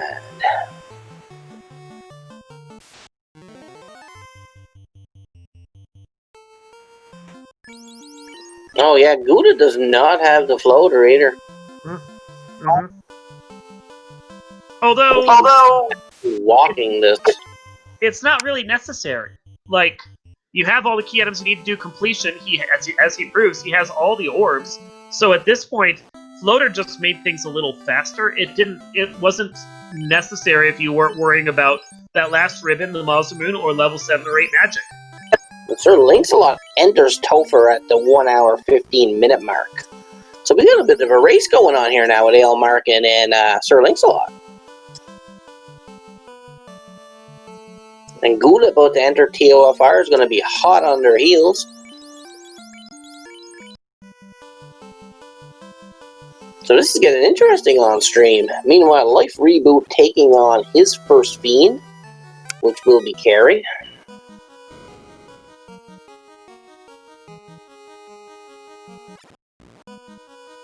Alright, 3 of our runners in Topher. Ooh, this is a bad unrunnable pack. But at the same time, he's making fantastic progress through this dungeon. Like, no question about that. Yeah, Sir Lancelot is catching up quick, already on the Glitch 2 floor. Mm-hmm. And as Linkshop mentions, and from the fact that we were reading off some of the early times a little while ago, the Edgeworth was entering the Temple of Fiends, or Edgeworth was finishing Temple of Fiends, as we saw from his done time, as these guys were coming down around this area right here. So, like, despite the fact that 5 minutes ago we were reading off times, the cluster of people coming in and finishing is actually a whole heck of a lot closer than you may have been led to believe from the scores. I'm thinking Edge wins Sky first. I'm betting you that's probably the case. Got that floater early, just decided to go turn it in, and then he could breeze around the world. Yeah, that makes sense.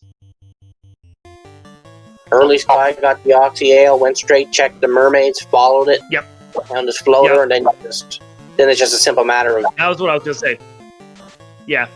Well, and if all he did was go down, get that... actually, and the thing is, if he held off on doing the rod or the Earthblade die until the end, that probably sped him up too, because at that point he'd be able to survive whatever the Earth Cave had real easily. Looks like Life Reboot is taking down Carrie, and it looks like Markin's having a bit of trouble on this Carrie floor, on this Kraken floor here. Yeah, there's a lot of unrunnables here.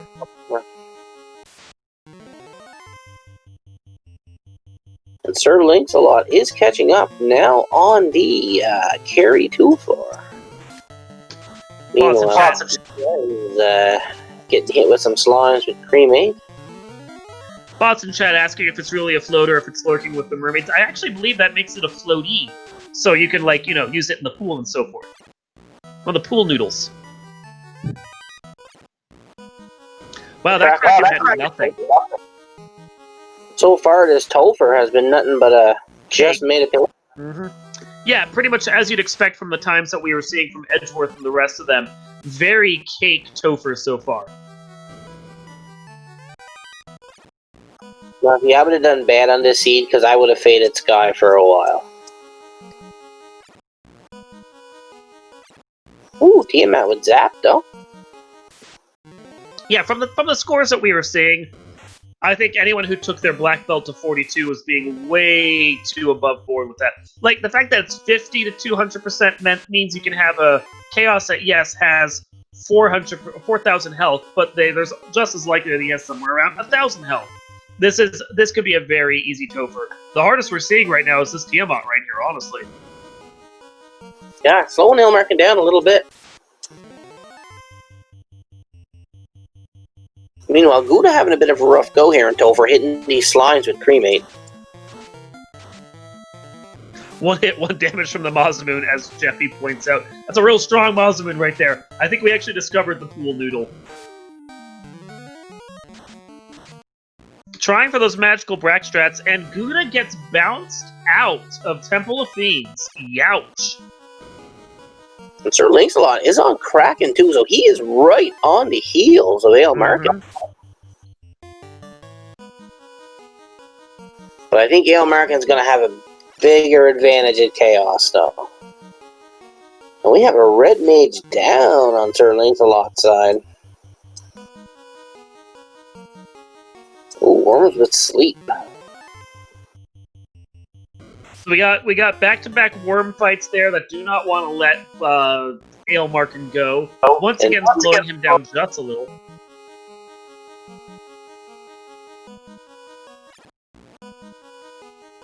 There we go. Markin, our first runner to get to the big guy. Meanwhile, Life Reboot picking up his Oxy Ale. He's now got to realize where his floater is, and he's got a decision to make. Does he go for it, or does he finish the seed without it? We've had shown that both are viable strategies. So we got Black Belt and Red Mage in the last two slots. Defense Sword up. Chaos takes a giant hit against that Red Mage. But still gonna do another Defense Sword, another white shirt. Maybe see if he can keep that Red Mage up just long enough. Because Max Evade already on that Black Belt. See if he can get him up long enough that he can start tempering that Black Belt and kicking out some serious damage. Because 1 hit, 1 damage. Nope, that's it. That's what we're gonna have to live with. 1 hit, 1 damage. 3 hits, 104 damage. Chaos swings back for nothing. Chaos swings again, nothing. Black Belt, 2 hits, 228. Chaos seems to be fairly punchy right now. 4 hits, 88 damage. Chaos swinging again, not getting much of anything. 4 hits, 114 damage. Chaos finally comes out with the skill. It's Crack. Crack does nothing. Black Belt misses. Chaos hits with, or tries with Ink, misses. Another swing, 4 hits, 202. Chaos misses. Chaos not doing much of anything. 4 hits, 102. Chaos swings again, misses again. Black Belt comes punching back, 3 hits for 113. Inferno for 58. Still nothing scary over here. 4 hits, 190, and that is a terminated right there. First of our on-screen runners, and actually the 6th in line in SRL because Burt Reynolds beat him to the punch, quote-unquote, no pun intended. 1 hour, 21 minutes, 6 seconds for Burt Reynolds, and then 1 hour, 21 minutes, 29 seconds for Ale Markin. Difference of 23 seconds, getting Ale Markin 6th place in this race. For life, but with another warm-up here. Now we have his fields. Sir Linklot as well, who just took out his Tiamat, so we're going to see another Chaos fight coming shortly. Hangry, are you going to want to take this one? No, you go right ahead, man. You did good. Want to play fair and make sure you get a chance. Don't need a chance. I've been sitting back relaxing this whole time. It's good. All good, sir. And actually, we have... Can't really get too hype anyway. I'm not at my place, so... That's all good. It's all good. I'll save the good commentary for the real tournament. So after a surprise Nightmare Pack right there, right at the end, Sir Linklot is now doing his little victory walk. Gonna be wandering up, talking to Chaos. 3 talks. Knight in the 3rd slot. Black Mage up back. Got 2 red mages to take the switch damage up front. Gonna start our buffs. Cracking it's a red mage, who cares? In Viz 2. In Viz 2. A defense sword, and temper. That puts 4 of the 6 shots on the fighter for his max evade right there. Just needs 2 more, and then he will be set to roll. Another shot against that front red mage is going to take that out. Mosmoon swing, 3 hits, 390 or 39, already taking care of that. Invis 2 comes out, going to defend. Another temper as well went on him, and he's going to start really hauling out that damage pretty darn soon. And GG runner off screen to finish, or on screen, I should say. Now the Ruse comes out, going to try and keep that red mage defended. A Saber comes out as well. Lock 2 coming out against the Chaos to make him even easier to hit. 2 hits, 228 from that Mazamun. That Chaos is fairly evadey, but he's not evading most of this damage. And unfortunately, Gouda looks like he got bounced out yet again. 3rd time into the Temple of Fiends. Saber, lock 2, swing against the fighter, does nothing. Gonna get another swing from the red mage for 1 hit. Chip damage there. 4 hits, 223. Lock 2 comes out. Chaos is gonna pull out the crack. Doesn't kill anyone because he's got 3 ribbons on his party. And we're going around again. Trying to decide what to do exactly there. Going to be a wait on that Black Mage. 4 hits, 162, and that is all she wrote on that one. Sir Linklot finishes in 7th place with an official SRL time of 1 hour, 24 minutes, 26 seconds. And we have Gouda now on screen coming in next. Gonna see if we can get Ale and Sir Linklot in for interviews. Hey, Hey, here. How you doing? Hello! So, first question I have for you while we were watching Gouda take this dive in. When you saw Edgeworth finish what looked like, maybe 4 minutes ahead of you, did that change any of your strategy at all? Not really, because I was just, so I haven't done 2-man strats really before in like any kind of serious races. So I figured if I was going to do it, I was going to do it tonight and see how it worked out for me. And I think by that point in time, I was pretty much set on what I was doing, so it was just like, all right, let's just go and see if we can pull this off. Also joined here in chat now by Sir Linklot. GG's to both you and to Ale. Link, how'd that seed go for you? Garbage. I don't know. And I mean, I felt good about the seed, but I don't know. I'm sure you noticed, like, right after I killed Garland, I was sitting there at Princess Sarah for, like, probably, like, 60 to 90 seconds, something like that. I didn't know. I heard a peripheral or something disconnect from Windows, and I wasn't sure what it was until I got to Sarah and found out my controller wasn't working. Oh. And apparently a cable came loose on the adapter, and I didn't see it, so I was like unplugging everything except that one cable. And so I had to hot swap all of my key bindings to keyboard. So I actually played the entire seed on keyboard for the very first time. And how'd you feel about that? I hate it. let me have my controller back now that I know it works. I was afraid that something broke. I was like, well, great. Now I'm gonna have to like learn how to do this on a keyboard. But everything's working. But yeah, I was from that point on. I was just tilted the entire seed because of that, and because every menu that I'm doing, everything I'm doing, I'm just like I'm bleeding a second here, 2 seconds here, just because I'm not menuing as well as I should be, and just like every single little mistake was just getting on me more and more.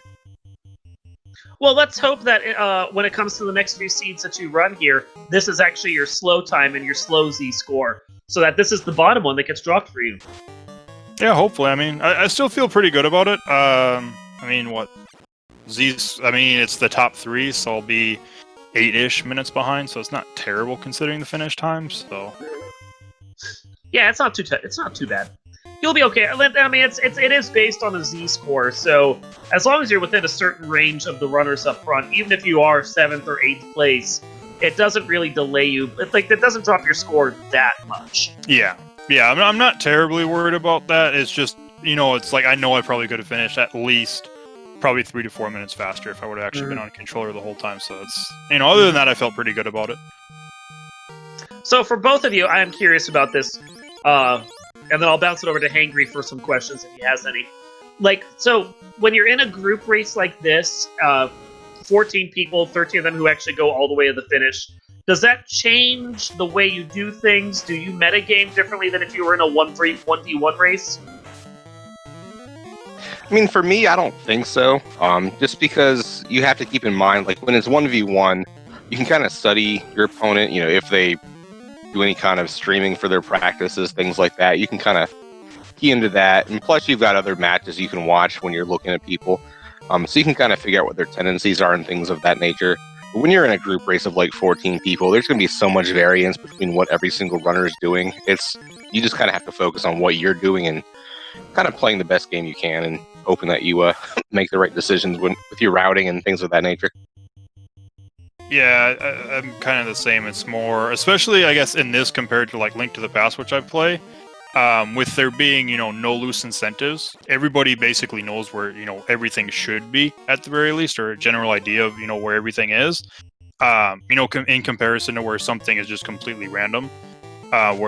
So it's like, it's more, I guess, I'm still just playing my game at that point compared to 1v1 where I would, adapt maybe a little bit if, study my opponents. It's like, hey, they hate diving Marsh early. It's like, I'm going to go get that incentive out of Marsh. And if it ends up being like floater or something important, they might last location if they find something to pull them away from Marsh.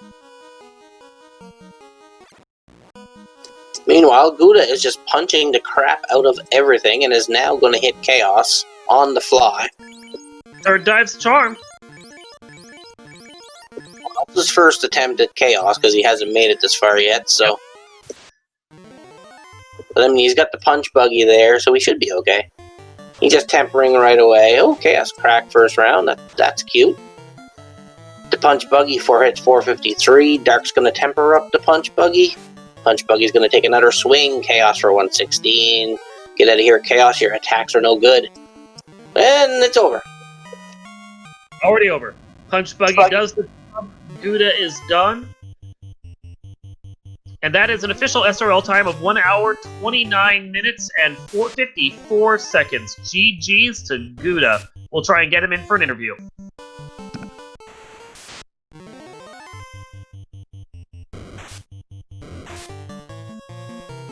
And from the sound of it, we already have you in chat. Gouda, GG's, good sir. How'd you feel about that? I mean, I'm glad I had that 10-minute cooldown on the stream delay because I was not going to come in here. Yeah, you got wrecked out of Topher, what, like 3 times? Like 7. If my last dive was my first dive, I would have finished at 1 hour and 21. I would have finished right there with Ale. Yeah. But yeah, RNGesus had different thoughts for me. So how'd you feel about the rest of that scene? Hot garbage. Just absolutely the worst thing I've played in forever. I mean, I ended up doing it floaterless. I checked 39 boxes and still had just a god-awful time. So, there's that. You did seem to go up one of the highest times that, or highest levels that we saw on screen. What was your initial level goal, and did you stick to it? If I had fast, I was gonna go to like 33, 34 to do carry. But since I didn't have fast, I went up to like 37 on Agamas, and then just I got a lot of unrunnables in Topher, the slime, so I got up to 44 there. But I ended up soloing, I think Kraken, soloed Tia, got a lot of encounters on the Bridge of Destiny, so I ended up getting a lot more levels than I actually wanted.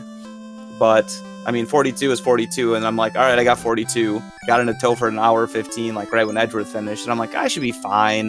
Like an hour 20, I should be good to go. And yeah, sure enough, Slimes decided that they were just gonna smoke me the whole time, just cremate me a little bit.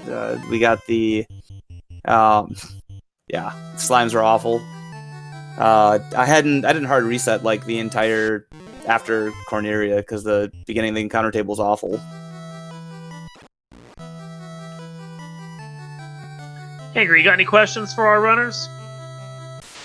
Not really. I enjoyed the race. I mean, the only thing I would have to say was, what made you decide to bring the black belt? No loose. I knew that we could get, if there's a free masa, a free ribbon, but in this seed, I'm like, oh, black belt should be golden because the floater was stuck behind all these other dungeons. Like you had to go up to Sky to get the Oxyale to go into Sea Shrine to get the floater. So I'm like, all right, so black belt should be golden in the seed, and then apparently they weren't. Well, the punch buggy did carry you and Ailmarkin through the game.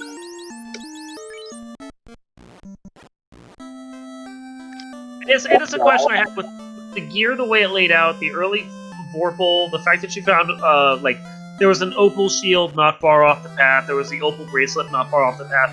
Did you like it as a black belt? If you were to do this exact same seed again, would you do a fighter next time? No, I'm never doing a fighter in Zero Loose. I mean, it's 200%, so I mean, if you get early fast, early temper, I mean, you can go black belt, red mage, 2-man, take it to 32, get a couple extra levels after 32 in Topher, and you'll be absolutely fine.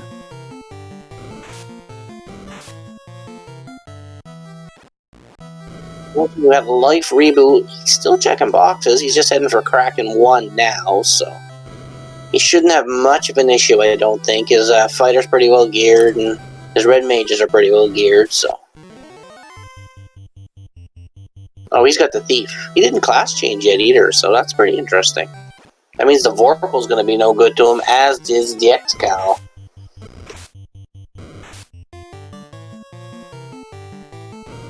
Well, if he's just coming into Sea Shrine now and getting his floater, he can't class change yet.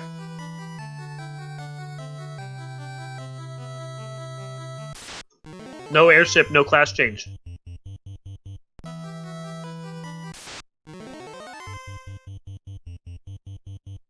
So we have 2 runners left. Our Life Reboot on stream and 1 off-stream runner.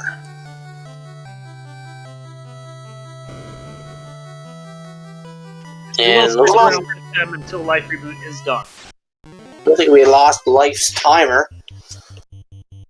Unfortunately, it died early on, and we had to desync it. So how many other people got bounced by those frost wizards in Marsh? Everybody that went there. Oh, Yeah, at least good. once. Yeah, I got punched, I got frosted. Like I think I got bounced out 3 or 4 times before I actually got out there with the slab, and then I was like, oh boy. Turns out it's not required. Thanks, Marsh. Right? I guess I got lucky. Those spiders weren't too bad either, though. I mean, it did at least give you experience. Like, a bonus. Yeah, because I got bounced by those frost wizards so many times that I'm like, all right, now I'm already behind. And then I'd have to go back and watch to see how awful the rest of my routing was because I didn't even go get floater. I'm like, I don't need it. Just went straight into Topher. I knew I was way behind just based on how the seed played out. So with that should net Life Reboot is Water Orb, and now he is just needing to go get the Earth Orb and get himself into the Temple of Fiends. Well, looks like he's gonna go get his airship, make his travel around the world a little bit easier here. He'll probably class change, equip the good weapons and armor, go make short work of the purple people eater, and head for Topher. So this seed really played into the punch buggies.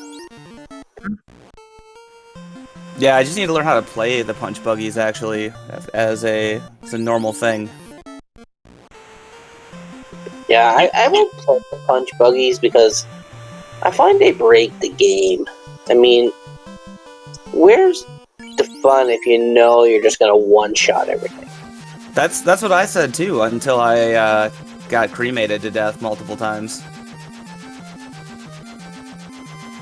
I mean, I probably could have tried to keep going, but it didn't make sense.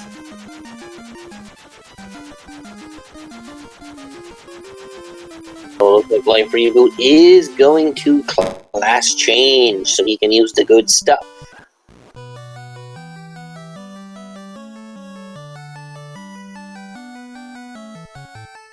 Can't say I blame him because he did find an X-Cal earlier. I think he still has that katana. So his thief's going to be able to hit some stuff.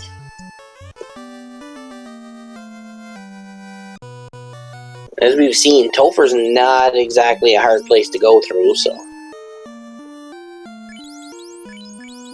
You say that, Canuck, but I got bounced out 5 times. Yeah, but you had a 2-man party. He's got a 4-man. He shouldn't have much of an issue. Even if he hits the slimes, he's got lots of magic to wipe them out, so... Yeah, it turns out not getting Fire 3 on my Red Mage really hurt me a little bit. Yeah, because those slimes are weak to fire. That would have made them a lot easier. Remember, kids, always pick up elemental spells that have a 3 behind them. You did have a mage staff, though. I didn't. I opened 30 boxes, dude. Yeah, I figured once you found the ribbon, you wouldn't be opening anything else. Oh, I never even grabbed a ribbon. Well, you walked by 2 of them without opening the box, and you literally walked by the box without opening it. Yeah, probably. Makes sense. I mean, that's what you do in go fast mode. Just hope the boxes you walk by aren't the ones that have ribbons in them. Right? Oh, that's fast at level 8. I'm potentially going to try and do this with opening up 0 boxes, but I don't think I can. Ooh, if you take a punch buggy, you can. You still gotta open the incentive boxes. So let's see if you can do. I'm gonna try this. I'm gonna try one under 15 boxes. See if I can do it. Just open incentivized boxes. Don't open anything else. Absolutely. But on that note, yeah, I'm not feeling good about this, and I'm gonna walk out of here before I say bad things. Well, good luck to you on the next few, sir, and hopefully the ones after this go a little faster. I mean, Absolutely. The best thing that you can think is that even if you don't seed that well, you're going to seed better than anyone who doesn't run the qualifiers at all, as long as you have a ticket. So, I mean, 6 of one, half dozen of the other. No, we don't. Better. Do we? So if we do the qualifiers, do we have to buy? Do we have to buy a ticket? The way seeding is going to work is there are 40 tickets that are out there. Anyone who picks up a ticket, whether or not they run in qualifiers, is going to be entered into the tournament because the tournament is 80 slots. So, if you run the qualifiers and you buy a ticket, you get priority over all the people that don't buy tickets. And then anyone who's left who doesn't buy a ticket but runs the qualifiers gets to fill in the gaps that we have left until we run out of slots. That's how that works. So really, if they're trying to make this an 80-man tournament and we had 13 runners tonight, there's going to be a lot of empty slots anyway, unless they're just going to sell tickets to fill the rest. Well, there are 10 weeks with different days and times each day. So, because we have a lot of people that can't run late at night or can't run earlier in the day and have certain days that they can't run. So we're anticipating that with the number of different times and dates that we have, we should expect a higher number than just 13. Especially since some people buy tickets and just aren't going to run and we'll just wait until the end. So, I mean, our tournament should be fairly full. We just don't know if we're going to have more than 80 or not, so we're encouraging anyone that really wants to be in to both run in qualifiers and get a ticket so they get good seeds and have a guaranteed shot no matter what. Yeah, there's level 8 nuke too. I probably won't be doing either. I can't see me running in this tournament at all, actually. I mean, that's fair. It's not for everyone, especially based on what we've seen from the flags tonight, but we do encourage everyone to join in that wants to, because this does look like it could be fairly fun. These are the kinds of flags that I like, honestly. So, if I wasn't doing commentary pretty much every race, I'd be there. Hey, go for it, man. I can solo this stuff. I have a feeling, since we're probably going to be the only two that aren't running, that might end up doing comms anyway. There's a good shot. Good chance of that, yeah. All right, Darkman, thank you for all of the clarification on the qualifier. I'm No out. problem. That's why I'm here. Peace. Thanks for watching, everybody. Laters. GG. And we are down to our last runner, Life Reboot. Let's cheer him on, folks. Give him a follow. Runners a follow as well as our behind-the-scenes team, our trackers. We have Shadowed Flames, and I am drawing a blank.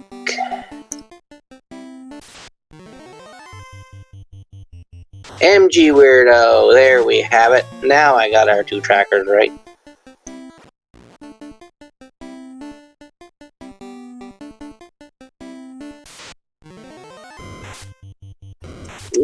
You're not the blank, MG. You're not the blank.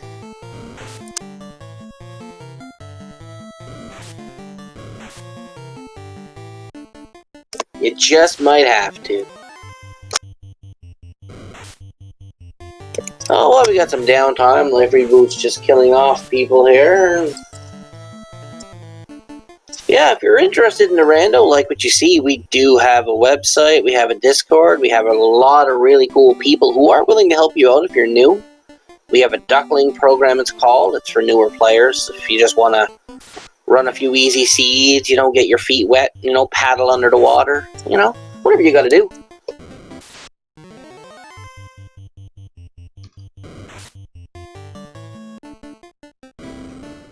So we see Life Reboot making his way through Earth Cave, going to be taking on Lich for his final feed, and then cruising his way into the Temple of Fiends, where hopefully he has a good time as well. He's going to fight her with the Massa. He's going to tear it up.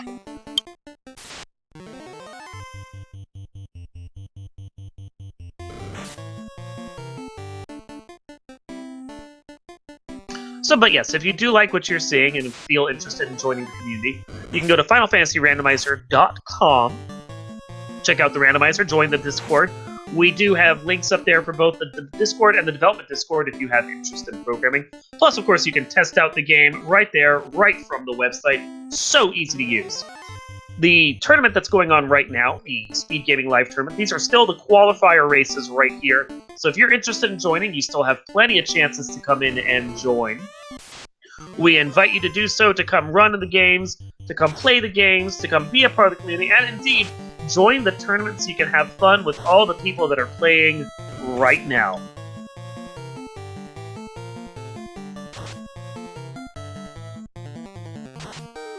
And it looks like Life Reboot's taking down the purple carpet, and he has got now go mode. Ready to hit temper the TOF on the run.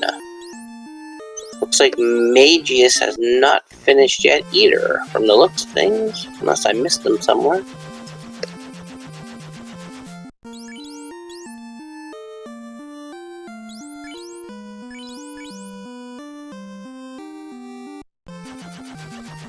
See if Life decides he needs to grind more, or if he's just gonna go right in. Looks like he's going for spells for his ninja and fighter here. Yeah, time to finish up. I mean, he knows that most of the people have finished at this point. I think some of the pressure is off for him now, so it's just a matter of getting those last tweaks, trying to get everything set up so that when he goes into the Temple of Fiends, he can finish and try and do it on his first dive. Yeah, I mean, any time finish at all is better than a forfeit. So, I mean, it's good for him to finish this out. So. There are still 2 runners in there, and it's all based on Z-score, so long as he's within a certain range of the runners at the top, he'll still get a decent score without it being a huge deal. Plus, if this is the low end of the score for him, this will be the one that dropped, and he can do better the next time. Like, I'm putting that in such a way as not to demean him in any way, shape, or form, just that there shouldn't be any pressure on him for this first race of what's going to be another 4 for him, and a total of 9 more after this one. Yeah, this first one's really just for people to get their feet wet, see what they're dealing with for seeds, and you're going to see a lot more competitive times coming up. Like when you get to week 5 and 6, you're going to see these seeds getting cut down to under an hour or close to an hour. Yeah, just splash around in the shallow end for a bit this first time and just test the water. I don't think the flags change for any week, do they? For the qualifiers, no, they will not change. We will have a... Sorry, my brain locked up for a second there. We will have a change in the flags come pods time that will make these flags harder. And then there will be another change that will make them even harder come brackets time. So, like, get used to these for now, but they will improve, quote-unquote, as they become more entertaining for everyone else who's watching, as the tournament moves on through its next 2 phases. Yeah, it's gonna be an exciting 10 weeks there with these races. See what happens. See how many people run.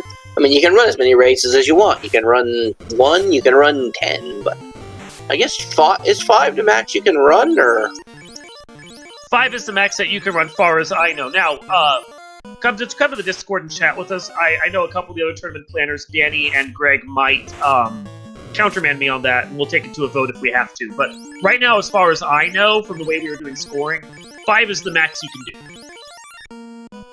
Well, you should be able to get 5 races in then, Dark Moon. We'll see. Hey man, I'm more than happy to solo comm if it gets you to race. I don't want to just drop that on you, dude. Hey man, I've done it before. I can do it again. Plus, I can recruit somebody if I have to. I know lots of people that aren't running anyway, so don't think you can't run because you got a comm. I'll comm all of these because I'm not running any of them, so I don't mind. So we do have Life Reboot past Lich. That puts them on track to go fight Carrie. Hopefully they have a better time against Carrie than Gouda did against all the bosses in here. Don't want to see him get bounced out. No, I mean, he's got a 4-person party. He's got life spells on his fighter, his red mage. He's got fast. He's got a thief with a katana, a fighter with a mass. I mean, there's probably no way he's going to get bounced out of here.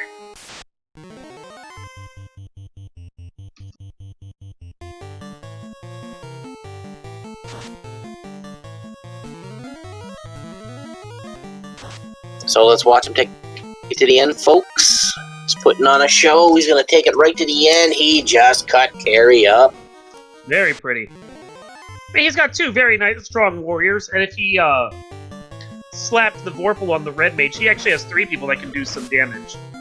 I already put the Vorpal on the red mage before, so I mean, he's got 3 hitters, and you got the black mage sitting there with fast. I mean, there's no... You fast the ninja and you fast the fighter, and that's pretty much all the offense you need from what we've seen from Chaos, who's pretty much got 1,000 HP. Mm-hmm. You're going to roam around them pretty much with your fighter and your ninja.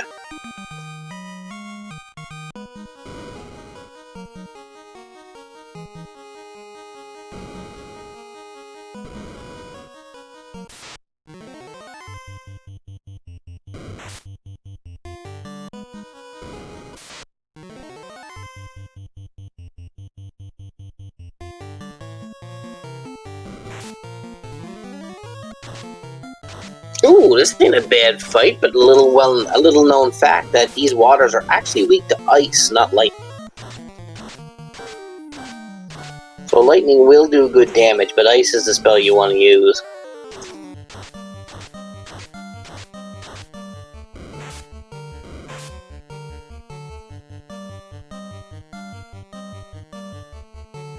But I don't think we come across an ice spell, so... Waters with poison touch? That's it's kind of funny.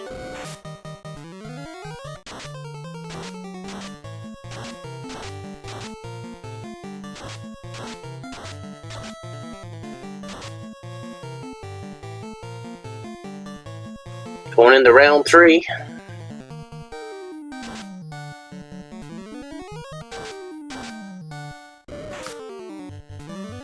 Ooh, down goes our hammer, whatever his name is. He's got lots of life.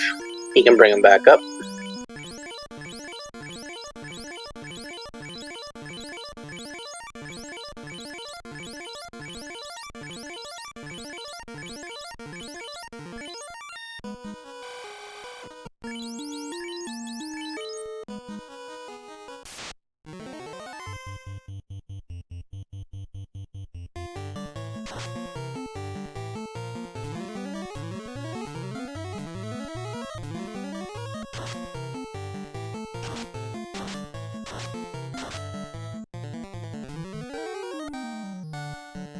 Alright, here we are on Kraken 2. Gonna throw up some defenses, a lock spell. 4 hits, 142 from the ninja. Out comes the white shirt, putting up those defenses. Kraken trying to put him on ice. Ice 2. Imp throws a lock. Life throws a defense sword. Now we're going on the offensive. Looks like he's just gonna... Oh no, he's gonna put up more defenses. He's not gonna fast his fighters here, so he's probably saving the fast for chaos, because I don't think he's got that many shots with it at the moment. But it doesn't look like Kraken 2 is very punch happy at the moment, so we should be okay without using the fast.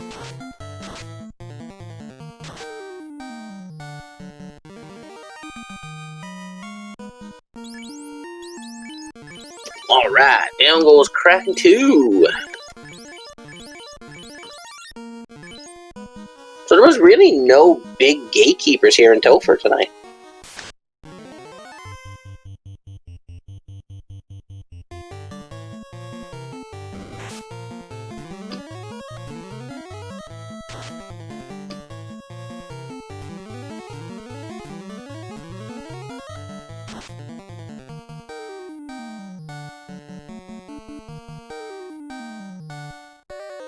Alright, Tia 2, gonna throw up some wall, some lock. He's going with the same strategies here. Gonna wall up his fighters without ribbons, just in case anything crazy comes out, like a zap or a bane. Looks like TMS got a bit of absorb here, though. Or evade, I should say. But he's only hitting for 1 hit with the fighters.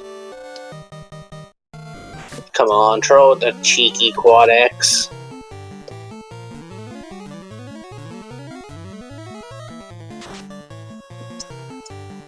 Master swing for 49. 3 hits straight from the katana.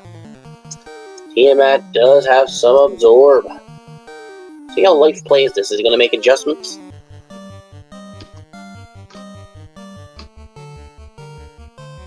Tempering up Life. White shirt coming out. Life swings with the massacre, hits 401. Down goes Tia 2. And at what I'm guessing is probably the 1 hour 40 minute mark, maybe a little bit more? Maybe. Yeah, ish. Ish. It's very hard to tell when we're at 10 minutes ahead. Well, it's pretty hard to tell when he's got no timer. That too, yeah. I can only guess he's probably 14, 15 minutes behind Sir Linkalot's timer right about now. That's probably fair to say. Yeah. Here we go. Life reboot, hitting chaos. Gonna do the victory lap. So here we go for our last of our on-screen runners taking on Chaos at the Temple of Fiends. Gonna be hoping for him to finish this one out. Looks like he's putting up defenses. He's gonna go with some temper on Life. Heal helmet. Get a little bit of chip healing going on there. And we all know Chaos is pretty punch happy, so aside from throwing out some free crack there, he's pretty punch happy.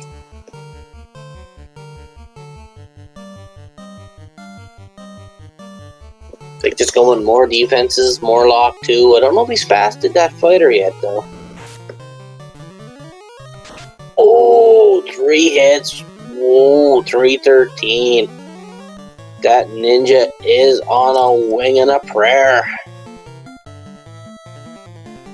Looks like he's trying to figure out what he wants to do with his red mage now. He really doesn't have a whole pile left, so... Gonna fog too, put up some good armor defenses. And see you later, or whatever your name is.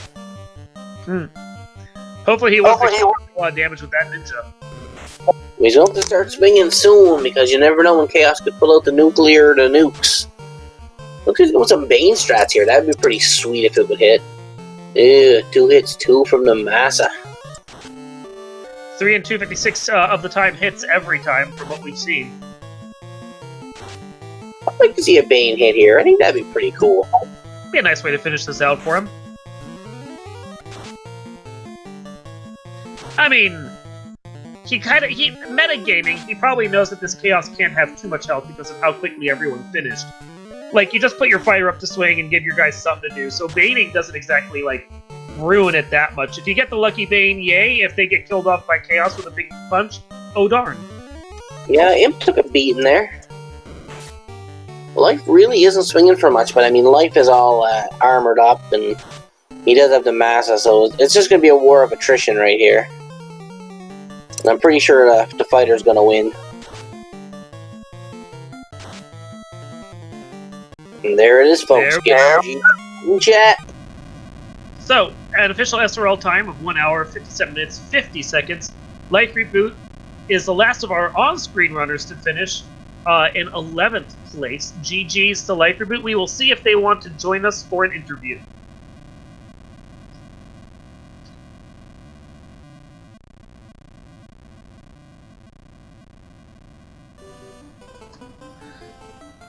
Of course, we were waiting this whole time to invite them in, but here we go. I see them now. They are unmuted. You're going to be moving them up into the room. Life, GG's. Well, way to finish that one out. Hello, GG, thank you, and I'm just happy to cross the finish line. How do you feel about that seed? I feel okay about it. I think someone forgot to turn down the encounters, specifically on the Bridge of Destiny. Forgot to turn them down? You know what's surprising is the fact that when Ale walked across that, he saw 0 encounters. Awesome. Good for Ale.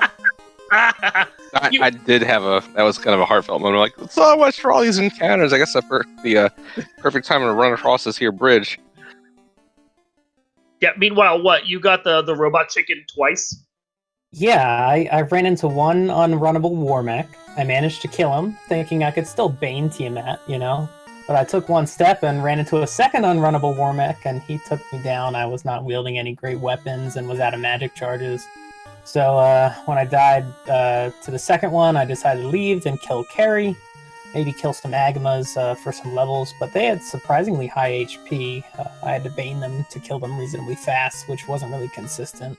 So then I just head back to Sky, and just for fun, a third unrunnable war mech decided he'd ruin my day also. So yeah, I love this game. It's my favorite game, the Die to War Mech game. How'd you feel about the rest of the seed? Like, how'd things go for you in general? Did you enjoy it? Did you enjoy Topher?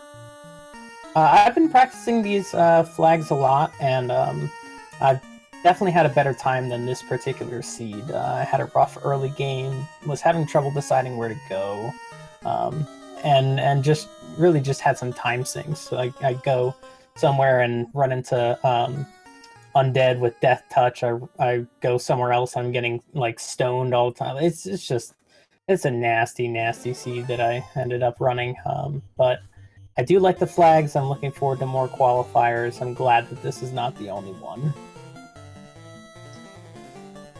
Angry, you got any? I got nothing, man. Well, let's do final thoughts then. We'll start with the first of our on-screen runners. Ale, final thoughts. I like the flags. I like using them to kind of try out different stuff. I mean, you've got 5 qualifiers you can run, and we got 1 down, 4 to go out of a total of 10. So I think it's nice to use it to try out different things to, maybe keep in your pocket for when the round robin part of the tournament comes about, and have some fun with it. Sterling Kalot, final thoughts. Yeah, kind of the same thing. I just went, fighter double red black, but pinging potentially like a black belt, something like that, changing strats up while you have a chance before it gets to kind of like serious mode come November. So I'm looking forward to it, and having a working controller will be nice too. Yep.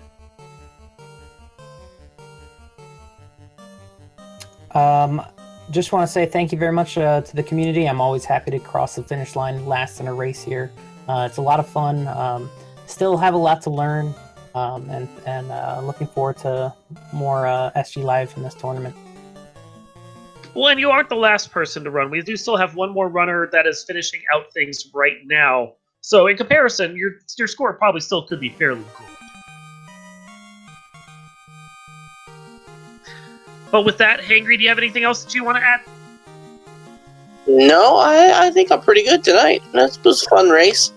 GG to all the runners, and I look forward to 9 more weeks of this. Indeed. Which, speaking of, next week on Tuesday the 8th at 9 p.m., we will have the second of our qualifiers, so stay tuned for that on SpeedGaming. We also, of course, have our weeklies on Mondays on Randomania and Thursdays on SpeedGaming that you can tune into as well. Want to thank our trackers, MG Weirdo and Shadowed Flames, for jumping in and helping us out here, my co-commentator, The Hangry Canuck, and, of course, our on-screen runners, Gouda632, Ale Markin _ Life Reboot, and Sir Link Lot for joining us here and joining us in the booth afterwards. It was a great race, and we look forward to many more of these. From myself, Darkmoon EX, Darkmoon Firelight on Twitch, and the Hangry Canuck, I want to thank you for watching.